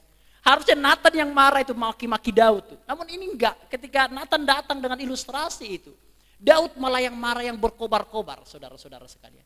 Dan setelah itu Nathan tidak bisa lagi menutup-nutupi. Di ayat yang ke-7 Nathan langsung berkata kepada Daud bahwa engkaulah orang itu. Engkau telah dipanggil oleh Tuhan, semuanya telah diserahkan kepadamu, bahkan harta-harta dari Saul pun telah diserahkan kepadamu. Apa yang dimiliki Saul pun telah diserahkan kepadamu. Tuhanlah yang mengangkat engkau menjadi raja Israel. Harta-hartamu diberikan kepadamu. Engkau memiliki banyak harta. Namun jikalaupun itu kurang, aku tambahkan kok, kata Tuhan melalui Nathan. Dan akhirnya Daud baru menyadari kesalahannya, saudara-saudara sekalian. Nathan datang dengan teguran yang keras ketika pertengahan Bapak Ibu. Di awal-awal memang dia lebih kepada soft, karena Nathan berpikir ini raja yang agung ini. Jadi dia menggunakan etiket di dalam menasehati Daud. Nah saudara-saudara sekalian, ketika Daud itu ditegur oleh Nathan, dan Nathan di poin yang ketiga, next Kak. Di poin yang ketiga saudara-saudara, Nathan memberikan hukuman atau memberitahukan konsekuensi hukuman dari apa yang diterima oleh Daud. Mari kita baca saudara-saudara sekalian di ayat yang ke-10 dan ayat yang ke-12 dari 2 Samuel pasal yang ke-12. Demikian konsekuensi hukuman yang akan diterima oleh Daud.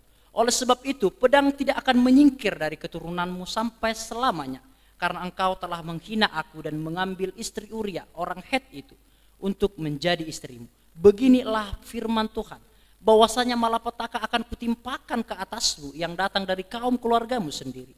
Aku akan mengambil istri-istrimu di depan matamu dan memberikannya kepada orang lain. Orang itu akan tidur dengan istri-istrimu di siang hari. Inilah adalah konsekuensi dari dosa yang dilakukan oleh Daud, saudara-saudara sekalian. Ada konsekuensi, walaupun Tuhan mengampuni dosa kita, namun konsekuensi itu tetap berjalan. Yang pertama adalah pedang tidak akan menyingkir dari keturunan Daud. Saudara-saudara sekalian, yang indahnya itu begini saudara-saudara. Daud kan berkata kan, anak domba yang diambil oleh si orang kaya itu harus dikembalikan 4 kali lipat. Tuhan menjawab itu saudara. Tuhan mengaminkan hal itu. Dan apa saudara? Daud harus mengganti 4 kali lipat apa yang telah dilakukan oleh Daud, saudara-saudara sekalian. Daud mengambil 1 nyawa Uria, dan akhirnya 4 kali lipat Tuhan menggantinya, saudara-saudara. Tuhan mengambil 4 anak Daud, Tuhan ambil, saudara-saudara. Yaitu pertama adalah anak dari hasil hubungan dari Daud dan Betseba itu nanti akhirnya meninggal, saudara-saudara. Dan yang kedua adalah Absalom, saudara-saudara sekalian. Itu terbunuh, saudara-saudara. Adonia juga terbunuh, Amnon juga terbunuh. Dengan cara-cara yang tragis semuanya, saudara-saudara sekalian. Ya itulah saudara-saudara. Jadi Tuhan menjawab, mengaminkan apa yang dikatakan Daud itu loh. Harus dikembalikan 4 kali lipat. Ya dikembalikan, dijawab Tuhan. Ya kamu yang kembalikan 4 kali lipat. Anakmu sekarang akan meninggal. Yang pertama dari hasil hubunganmu ini. Yang kedua Absalom. Yang ketiga Amnon. Yang keempat adalah Adonia. Itu semua saudara-saudara adalah akibat dari kesalahan Raja Daud, saudara-saudara. Setiap dosa memang diampuni Pak. namun setiap dosa tetap memiliki konsekuensi. Daud pun demikian, kendati orang dia yang sangat terkemuka, namun dia pun ada konsekuensi dosa akibat dosa yang dia alami, saudara-saudara sekalian. Nah, saudara-saudara sekalian, Absalom ini saudara-saudara dibunuh oleh panglima tentaranya, yaitu Yoab, saudara-saudara sekalian. Dibunuh oleh Yoab itu sendiri. Nah, ini mengingatkan kepada Daud.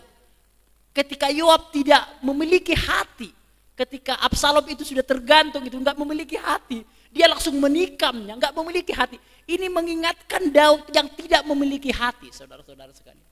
Jadi semua yang terjadi, saudara-saudara, next setelah itu kan Absalom meninggal, next setelah itu Amnon meninggal, Adonia juga meninggal, anak-anaknya semua ini, saudara-saudara.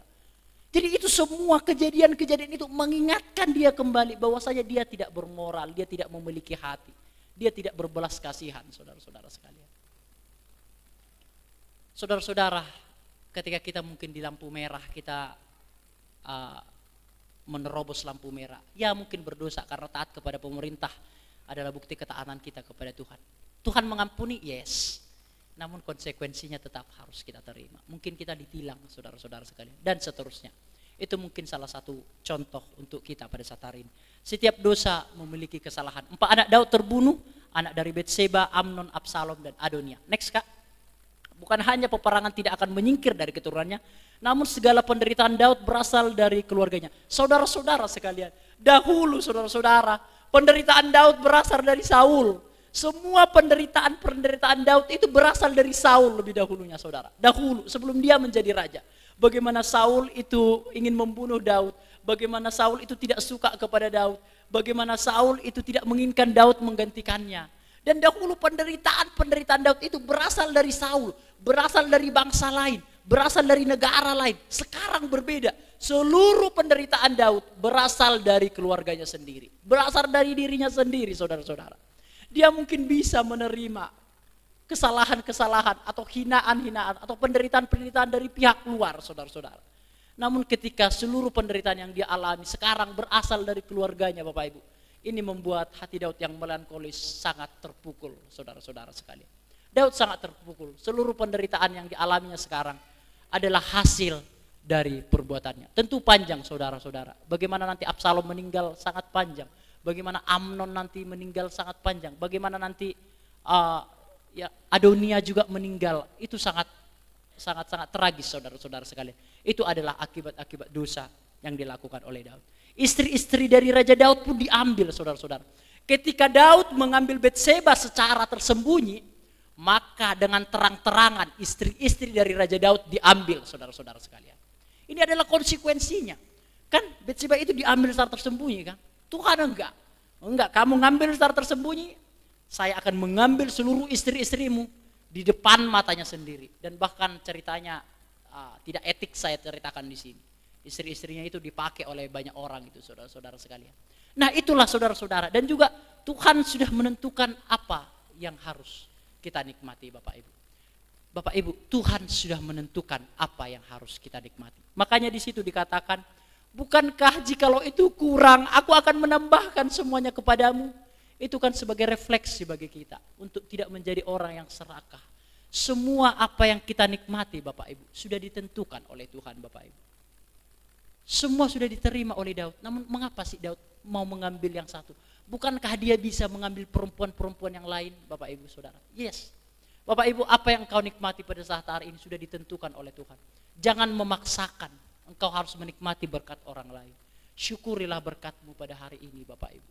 Jangan iri terhadap keberhasilan orang lain sana-sana, enggak. Tuhan sudah menentukan apa yang harus engkau nikmati, saudara-saudara. Bersyukurlah, jangan serakah. Daud pun serakah itu. Namun bersyukurlah dengan hal itu. Next, Kak. Nah, saudara-saudara, ini adalah klimaks dari penjabaran kita pada hari ini, saudara-saudara. Ketika Nathan sudah datang dengan seluruh kritik-kritik yang ada, dan Nathan berkata, kamulah orangnya itu. Dan Nathan juga berkata, seluruh konsekuensi akan kamu terima ketika kamu melakukan kesalahan ini. Keluargamu, penderitaan-penderitaan yang akan kamu alami itu adalah dari pihakmu sekarang tuh. Dan pedang tidak akan terhindar dari keturunanmu sampai selama-lamanya, itu dikatakan, saudara-saudara. Ada pembunuhan anak-anak Daud, semuanya udah diberikan, disampaikan oleh Nathan sangat tajam tuh. Namun apa respon Daud, saudara-saudara? Di ayat yang ke-13 itulah. Lalu Daud berkata kepada Nathan, aku sudah berdosa kepada Tuhan. Dan Nathan berkata kepada Daud, Tuhan telah menjauhkan dosamu itu. Engkau tidak akan mati. Daud kan pernah berkata tadi kan, ketika ilustrasi yang tadi kan, yang mengambil anak domba itu harus dihukum mati. Dan yang diambil itu harus dikembalikan 4 kali lipat. Harusnya Daud pun dibunuh oleh Tuhan pada saat hari itu. Namun karena dia berkata, aku sudah berdosa kepada Tuhan. Inilah awal pemulihan dari Raja Daud, Pak. Pak, inilah awal pemulihan dari Raja Daud. Kita bisa melihat apa yang terjadi pada saat hari ini kontras dengan apa yang Daud lakukan, saudara-saudara. Kita bisa melihat ketika Adam dan Hawa melakukan dosa. Apa yang dilakukan? Apakah siap salah mereka? Enggak ada siap salah. Mereka mencari kesalahan antara satu dengan yang lainnya. Itu loh perempuan yang kamu tempatkan itu loh. Dia loh yang memberikan makanan kepadaku, buah itu sehingga aku makan. Perempuan itu juga ular ini loh. Saling menyalahkan, semua mencari alibi, semua mencari kambing hitam, semua mencari alasan, saudara-saudara. Kita juga bisa tahu Harun itu yang akhirnya melebur banyak emas untuk membuat lembu sapi itu. Apa? Ketika ditegur oleh Musa itu dan Tuhan itu. Apa alasan dari Harun? Ini loh bangsa ini memaksa aku untuk membuat sebuah ilah untuk kami sembah karena engkau nggak turun-turun dari atas itu. Harun pun saudara-saudara mencari alasan-alasan untuk menutupi segala kesalahannya, saudara-saudara. Saudara-saudara, Saul pun pernah ditegur oleh Tuhan, saudara. Saul pun pernah ditegur oleh Samuel, saudara-saudara sekalian, dengan hikmat dari Tuhan, saudara-saudara. Ketika itu saudara-saudara, ini kisah Saul ini menarik saudara-saudara. Ketika itu bangsa Israel sedang berperang saudara-saudara sekalian. Di pasal-pasal sebelumnya itu. Ketika bangsa Israel terperang dan mereka terpojok saudara-saudara sekalian. Udah terpojok mereka dengan kuota tentara yang tidak seimbang pada saat hari itu. Saul sudah pasrah, dia awes mati aku hari ini katanya. Dan Samuel ternyata tidak datang karena Samuel itulah menjadi penentu mereka, kemenangan mereka. Dia harus mempersembahkan korban itu. Enggak datang-datang dia, telat dia selama 7 hari itu. Enggak datang-datang dianya. Dan akhirnya enggak ada lagi harapan dari Saul ini. Dan akhirnya dia yang mengambil persembahan itu dan mempersembahkan. Yang harusnya dilakukan oleh seorang nabi. Nah ketika Saul memberikan persembahan atau mempersembahkan korban ini. Tiba-tiba Samuel datang saudara-saudara sekalian. Nah ketika Samuel menegur Saul saudara. Apa yang dikatakan oleh Saul Bapak Ibu saudara sekalian? Yang dikatakan oleh Saul adalah, ya engkau tegur aku, tapi berikan juga lah dulu rasa hormatmu kepadaku. Lihat Bapak Ibu, beda kan? Ya kau datang, tapi tunjukkan juga lah rasa hormatmu kepadaku. Jangan kritik yang tajam begitu dong. Kan itu yang dilakukan oleh Saul Bapak Ibu Saudara sekalian. Dan juga Saul beralasan, ya sebentar lagi aku akan mati. Jadi saya persembahkan korban ini, ya udah setelah saya persembahkan pun oke lah, saya mati nggak apa-apa. Jadi Saul pun memiliki jutaan alasan ketika ditegur oleh Samuel Bapak Ibu Saudara sekalian. Namun berbeda dengan Daud Bapak Ibu. Berbeda dengan Daud. Daud tidak mencari alasan. Daud tidak bilang, itu kan bukan salahku. Siapa suruh Betseba itu mandi atapnya nggak ada. Itu kan nggak salahku itu. Lagi pula siapa suruh ketika saya panggil Betseba, Betseba kok mau aja. Betseba bahkan tidak ada pemberontakan pada saat hari itu kan. Mau-mau aja dia, ngangguk-ngangguk aja dianya. Tidak ada apa, jikalau Betseba bilang Bapak Ibu, ingat tuanku, sama seperti Abigail yang bijak itu. Ingat tuanku, suamiku adalah prajuritmu. Daud akan langsung teringat akan hal itu. Namun Betseba pun ya menerima semua itu aja dengan baik. Karena barangkali Daud sangat ganteng dan sangat tersohor raja. Oke dia terima. Namun Daud tidak mencari alasan sedikit pun. Dia tidak melihat kambing hitam. Semua kesalahan itu ditanggungkan di pundaknya sendiri Bapak Ibu. Tidak ada yang disalahkan. Hal yang dikatakan oleh Daud adalah, aku sudah berdosa kepada Tuhan. Siap salah. Mengapa Bapak Ibu? Karena dia militer Bapak Ibu. Siap salah Bapak Ibu. Di militer itu Bapak Ibu, hanya 2 yang bisa disampaikan kepada pelatih kita. Enggak ada yang lain, cuma 2 ini. Siap laksanakan dan siap salah. Enggak ada yang lain, enggak ada. Ketika sebuah perintah, siap laksanakan. Ketika gagal dari perintah itu, siap salah. Only one, Bapak Ibu. Suatu ketika Bapak Ibu Saudara sekalian, ketika kami di Pusdiklat Pasus, jadi saya teringat ketika pembulatan di Pusat Pendidikan Kopassus di Batu Jajar Bapak Ibu. Pembulatan pada saat hari itu. Angkatan Darat, Angkatan Udara, dan Angkatan Laut.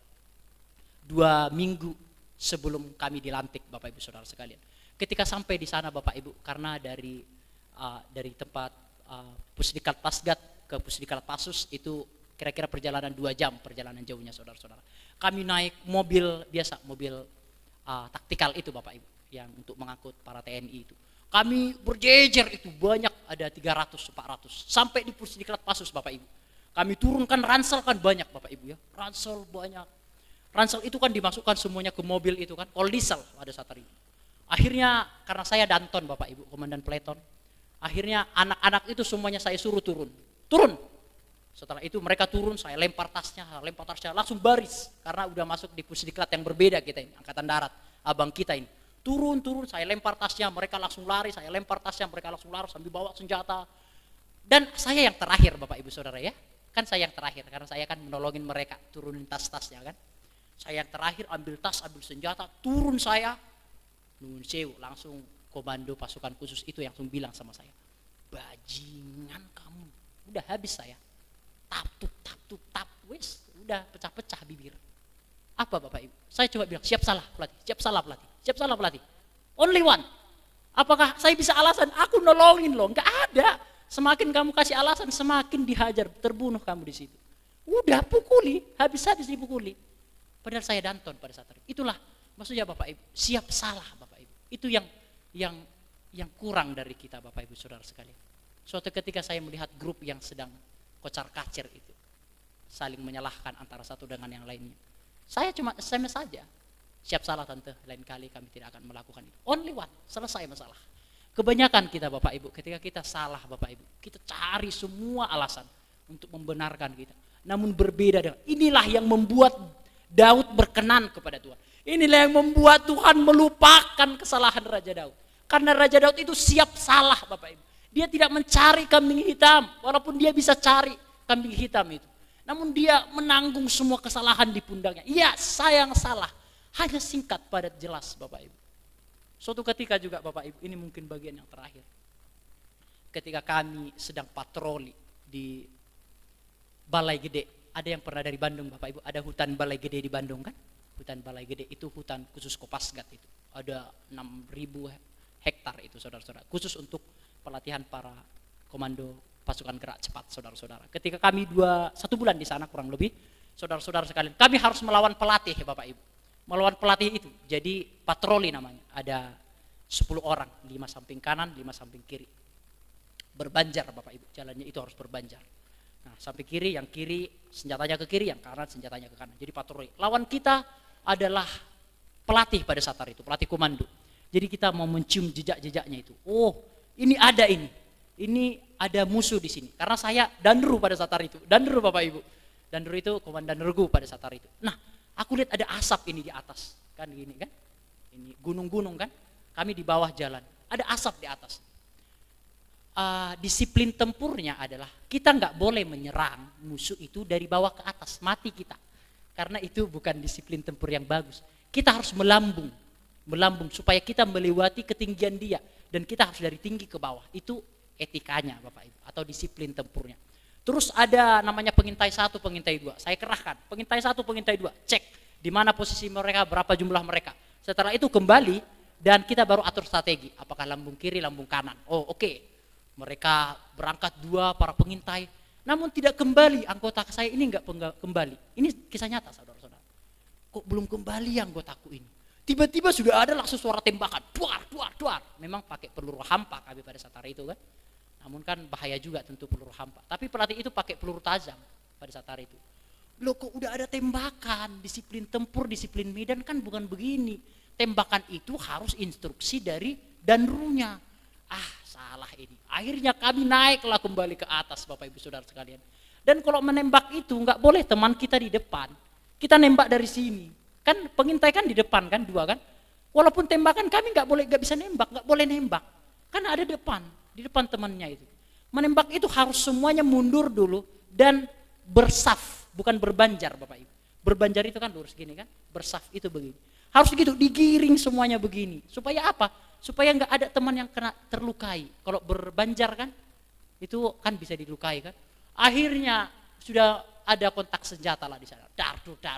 Akhirnya kami diam aja dan akhirnya pengintai saya itu mundur kembali, baru kami akhirnya menembak. Dar. Akhirnya bisa kami lawan musuh itu. Namun setelah itu Bapak Ibu, kami turun, para pelatih itu bilang, siapa dan runya di sini? Siap, saya komandan. Harus pakai tangan kiri soalnya, senjata di tangan kanan. Disikat Bapak Ibu. Udah habis aku. Habis disikat di situ, di depan anggota saya sendiri, dipukul. Bajingan, monyong kamu, wedus kamu. Maaf Bapak Ibu ya. Itulah ucapan-ucapan sana. Itu paling halus. Disikat, tap. Udah. Setelah itu Bapak Ibu, apa Bapak Ibu? Maksudnya itu kan kesalahan anggota saya Bapak Ibu ya. Kesalahan anggota saya. Dipukuli, saya yang dipukuli. Siap salah pelatih. Siap salah pelatih. Walaupun anggotanya yang salah Bapak Ibu Saudara. Maksud saya begini Bapak Ibu.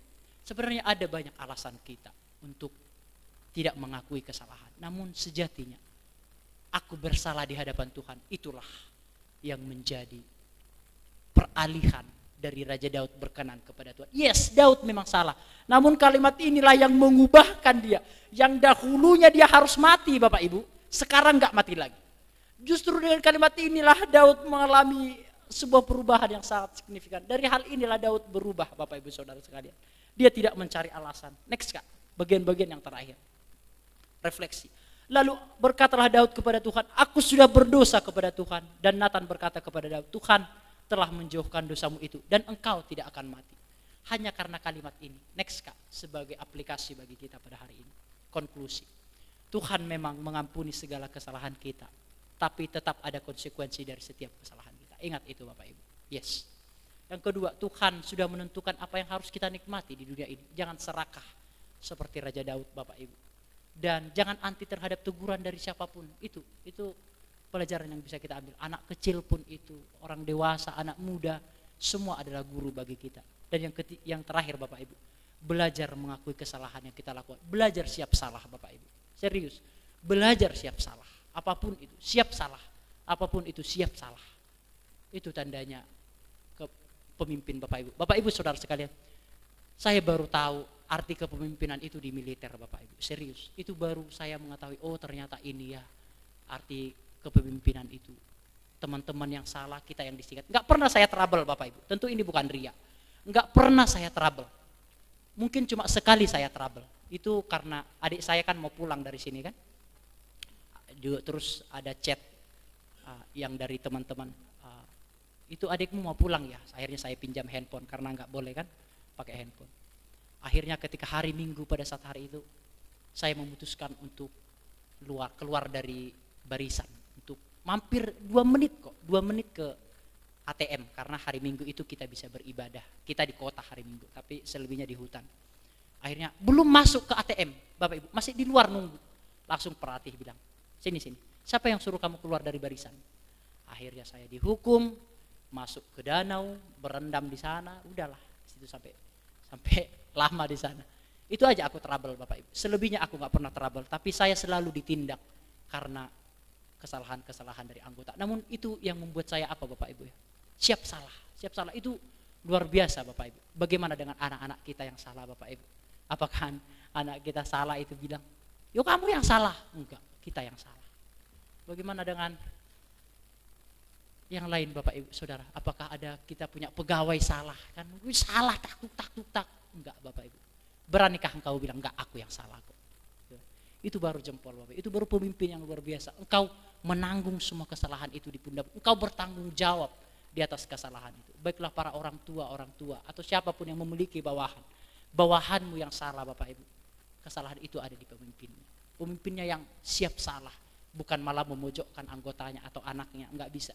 Daud, dia adalah seorang pemimpin yang luar biasa. Yes, kendati pun enggak bermoral apa yang dia lakukan. Yes, itu menunjukkan kelemahan kita sebagai manusia. Namun dia gentleman, dia sportif, dia siap salah, dia menanggung segala kesalahan.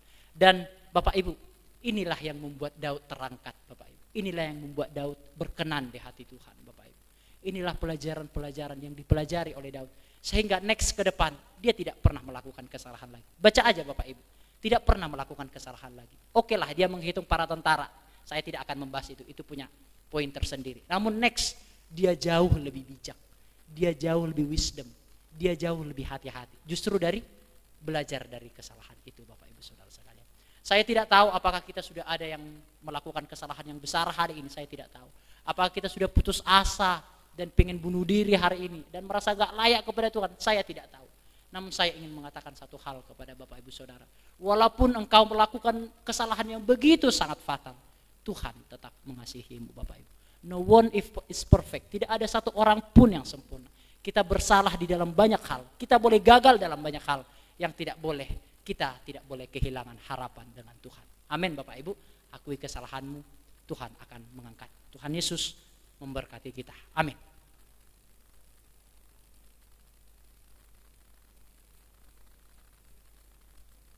Kita nyanyikan satu pujian.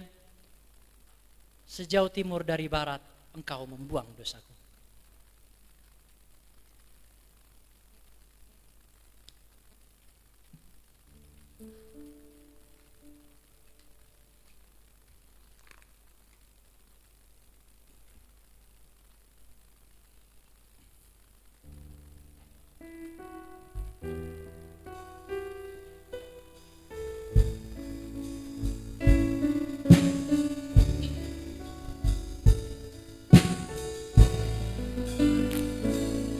Sejauh timur dari barat, engkau membuang dosaku.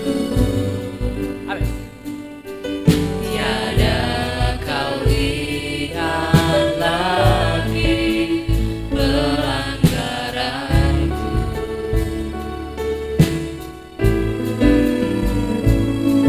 Jauh ke dalam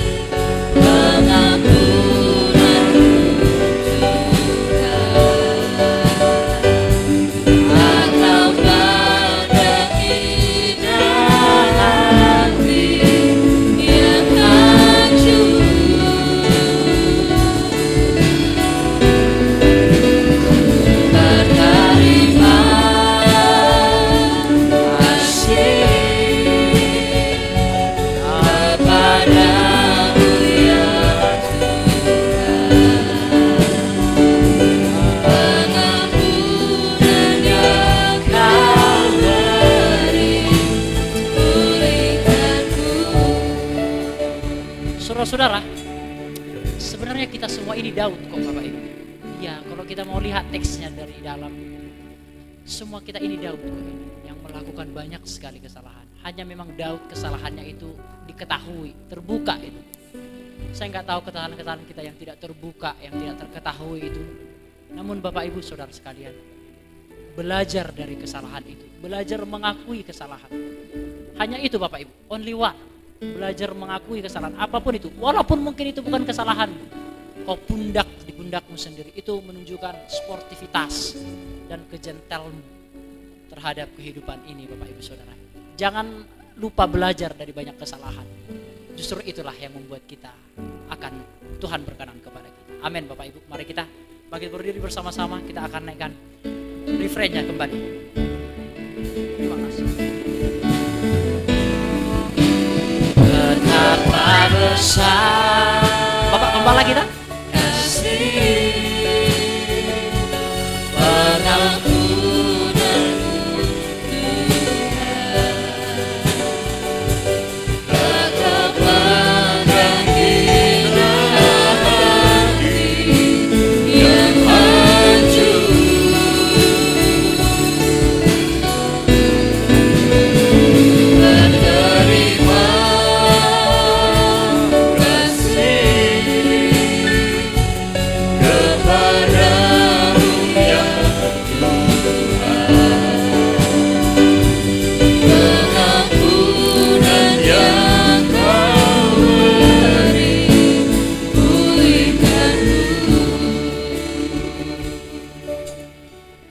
Hidup adalah perlu pengampunan. Oleh karena tidak seorang pun kebal dari segala perbuatan dosa. Perbuatan dosa itu membuat orang menjadi bodoh. Sedangkan kebodohan itu akan menambah dosa itu mempunyai kesempatan untuk menjadi lebih besar. Hal ini perlu kita renungkan, saudara. Supaya di dalam kehidupan kita penuh kewaspadaan untuk kita tidak berbantah dengan Allah. Daud pada waktu dicerahkan oleh seorang nabi, dia hanya mengatakan, aku berdosa kepada Tuhan. Maka segala ancaman hukuman mati itu ditarik kembali oleh Tuhan. Tetapi sebagai suatu pelajaran, Daud harus menerima sebab dan akibat. Mungkin buat Daud sudah tidak ada masalah. Tetapi buat kita sekarang yang belajar tentang sejarah Daud, Raja Daud, kita bisa memetik pelajaran supaya kita jangan mengulangi kebodohan. Saya terkesan dengan satu filosofi dari kemiliteran yang mengatakan tidak ada prajurit itu yang salah. Yang salah itu adalah komandannya. Yang salah itu adalah jenderalnya.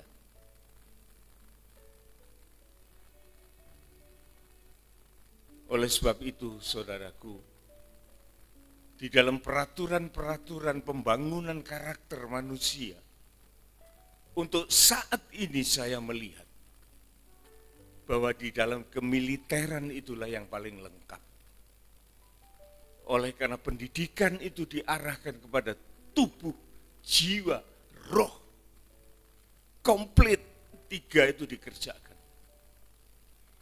Itu dulu dikerjakan di sekolah-sekolah. Itu dulu dikerjakan oleh gereja Tuhan. Tetapi semakin hari, semakin luntur.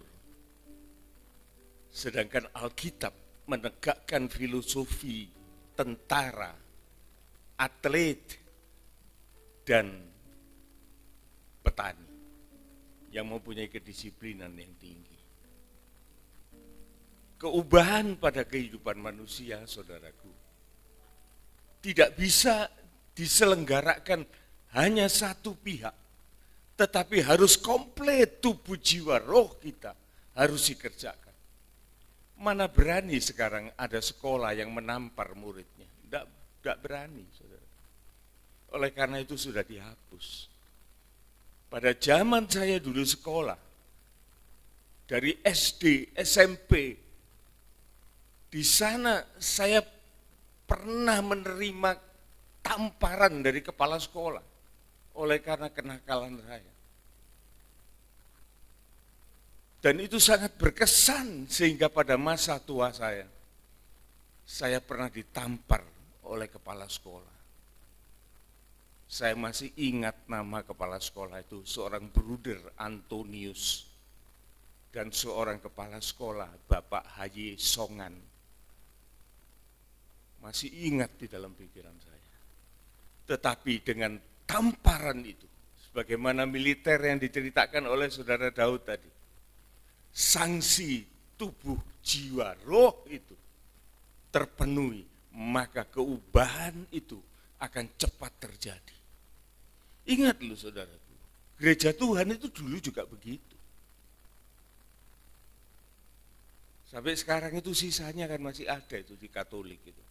Kalau salah ngaku dosa, kemudian dihukum, baca doa Bapak kami 100 kali, baca ini berapa puluh kali.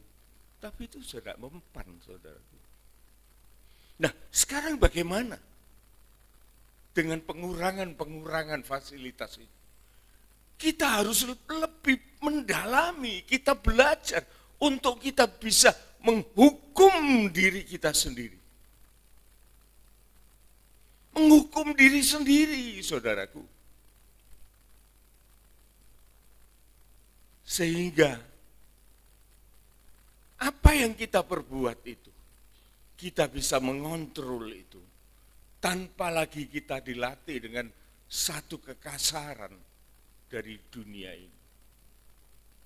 Tetapi tetap saya mengatakan bahwa pendidikan yang paling berhasil mendidik mental, spiritual, fisik adalah pendidikan militer sampai pada saat ini. Saya bisa melihat dengan jelas. Kalah kita. Oleh sebab itu kita perlu Roh Kudus yang ada di dalam kita untuk selalu mengingatkan. Kita nyanyikan kurnya dan kemudian kita masuk dalam doa.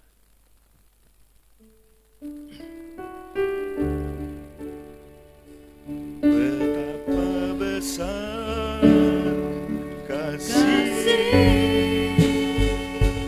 pengampunanmu Tuhan, tak kau pandang hina hati yang hancur.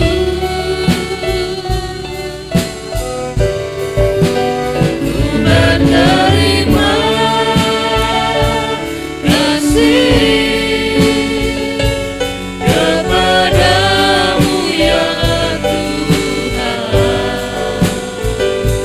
pengampunan yang kau beri, pulihkanku. Tuhan, kami bersyukur atas segala apa yang kami dengar dari firman Tuhan. Sekalipun disampaikan seorang hamba Tuhan yang muda usia, tetapi perkataan-perkataan yang kami dengar adalah perkataan yang keluar dari firman Tuhan.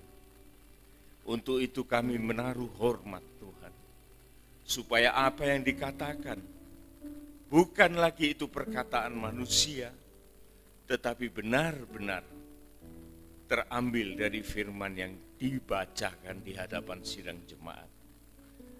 Tuhan, biarlah kiranya Roh-Mu yang kudus akan mengembangkan penjelasannya di dalam sela-sela kehidupan kami, sehingga kami boleh hidup berkenan di hadapan Engkau. Bukan menjadi orang yang bebal, tetapi orang yang sanggup mengoreksi kehidupan diri sendiri dan siap untuk mengakui kebenaran Tuhan di atas segalanya, dan siap juga untuk mengakui kelemahan kesalahan sebagai manusia biasa di bumi. Tuhan, terima kasih. Engkau menjanjikan pengampunan, bahkan Engkau sudah melakukan pengampunan itu atas seorang raja yang bernama Daud. Tetapi kami boleh mengambil contoh yang baik. Biarlah kami mengakui bahwa seringkali kebodohan kami yang membuat kami bersalah di hadapan-Mu.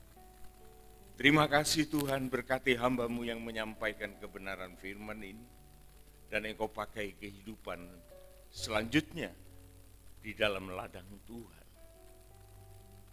Terima kasih Tuhan. Dalam nama Tuhan Yesus Kristus kami sudah berdoa. Amin. Amin. Silakan duduk Bapak Ibu, ada pengumuman. Cid, Pak Gembala, Ibu Gembala, Sidang jemaat Tuhan, saya akan membacakan pengumuman kita untuk 1 minggu ke depan. Seperti biasa, besok ada ibadah doa pagi di tempat rumah ibadah ini jam 5.30 pagi. Ibadah PA berjalan seperti biasa, ibadah kaum muda juga berjalan seperti biasa, ibadah raya berjalan seperti biasa, dan ibadah sekolah minggu juga berjalan seperti biasa. Tidak ada perubahan-perubahan jadwal ibadah kita untuk 1 minggu ini. Yang kedua, kita akan berdoa bagi Ibu Pujiati, ibu dari Bapak Tony yang berulang tahun. Ya, Tuhan nanti memberkati dan kita akan doakan bersama-sama. Dan yang terakhir, setelah ibadah ada latihan paduan suara. Bagi Bapak Ibu yang tergerak untuk latihan paduan suara bersama-sama dengan kami, monggo, pintu pelayanan atau persembahan pujian kita selalu terbuka. Mari kita melayani Tuhan, bukan hanya kami-kami saja, namun juga Bapak Ibu Saudara bisa ikut ambil bagian. Dan malah itulah yang menjadi kesenangan kami sebenarnya Bapak Ibu Saudara sekalian. Oke, dan yang berikutnya saudara-saudara, beberapa sidang jemaat mengkonfirmasi kepada saya untuk dibuatkan latihan musik. Kembali saya akan buka latihan musik, yaitu hari Sabtu jam 8 sampai jam 12 Bapak Ibu Saudara ya. Beberapa orang sudah saya data untuk nanti saya akan jemput anak-anak dari Bapak Ibu Saudara yang akan belajar musik, gitar bass, drum. Oke, nanti bisa belajar bersama-sama. Jadi hari Sabtu, setiap hari Sabtu jam 8 sampai jam 12 karena sorenya saya ada kegiatan Bapak Ibu Saudara sekalian. Itu saja yang bisa saya sampaikan kepada Bapak Ibu Saudara sekalian.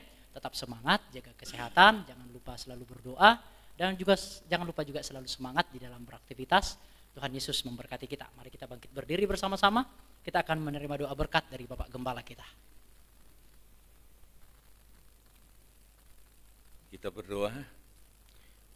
Tuhan, sebelum kami meninggalkan tempat ini, kami berdoa untuk Ibu Pujiati, ibu dari Bapak Tony yang berulang tahun.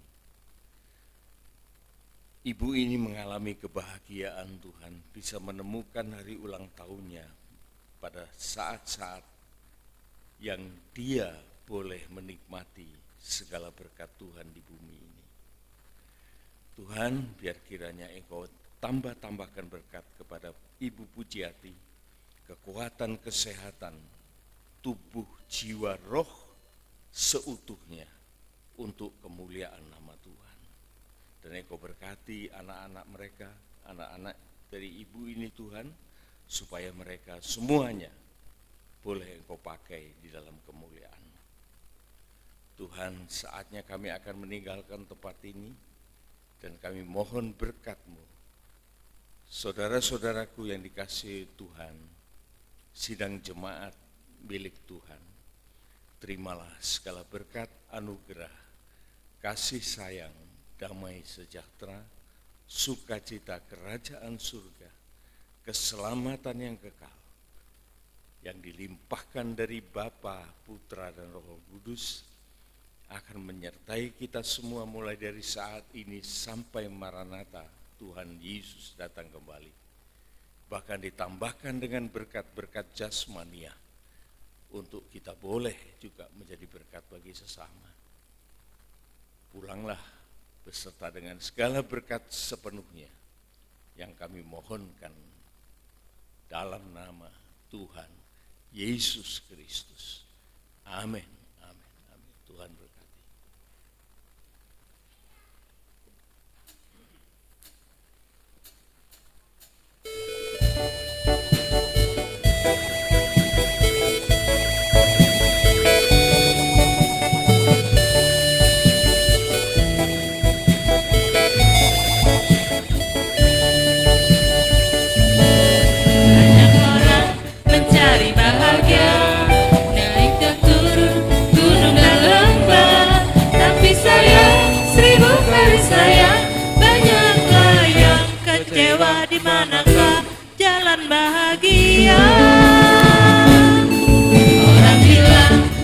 Banyak uang, hati senang, semua jadi gampang. Tapi uang tak dapat beri bahagia. Bahagia yang sejati hanya ada dalam Yesus Tuhan. Yesuslah jalan kebenaran.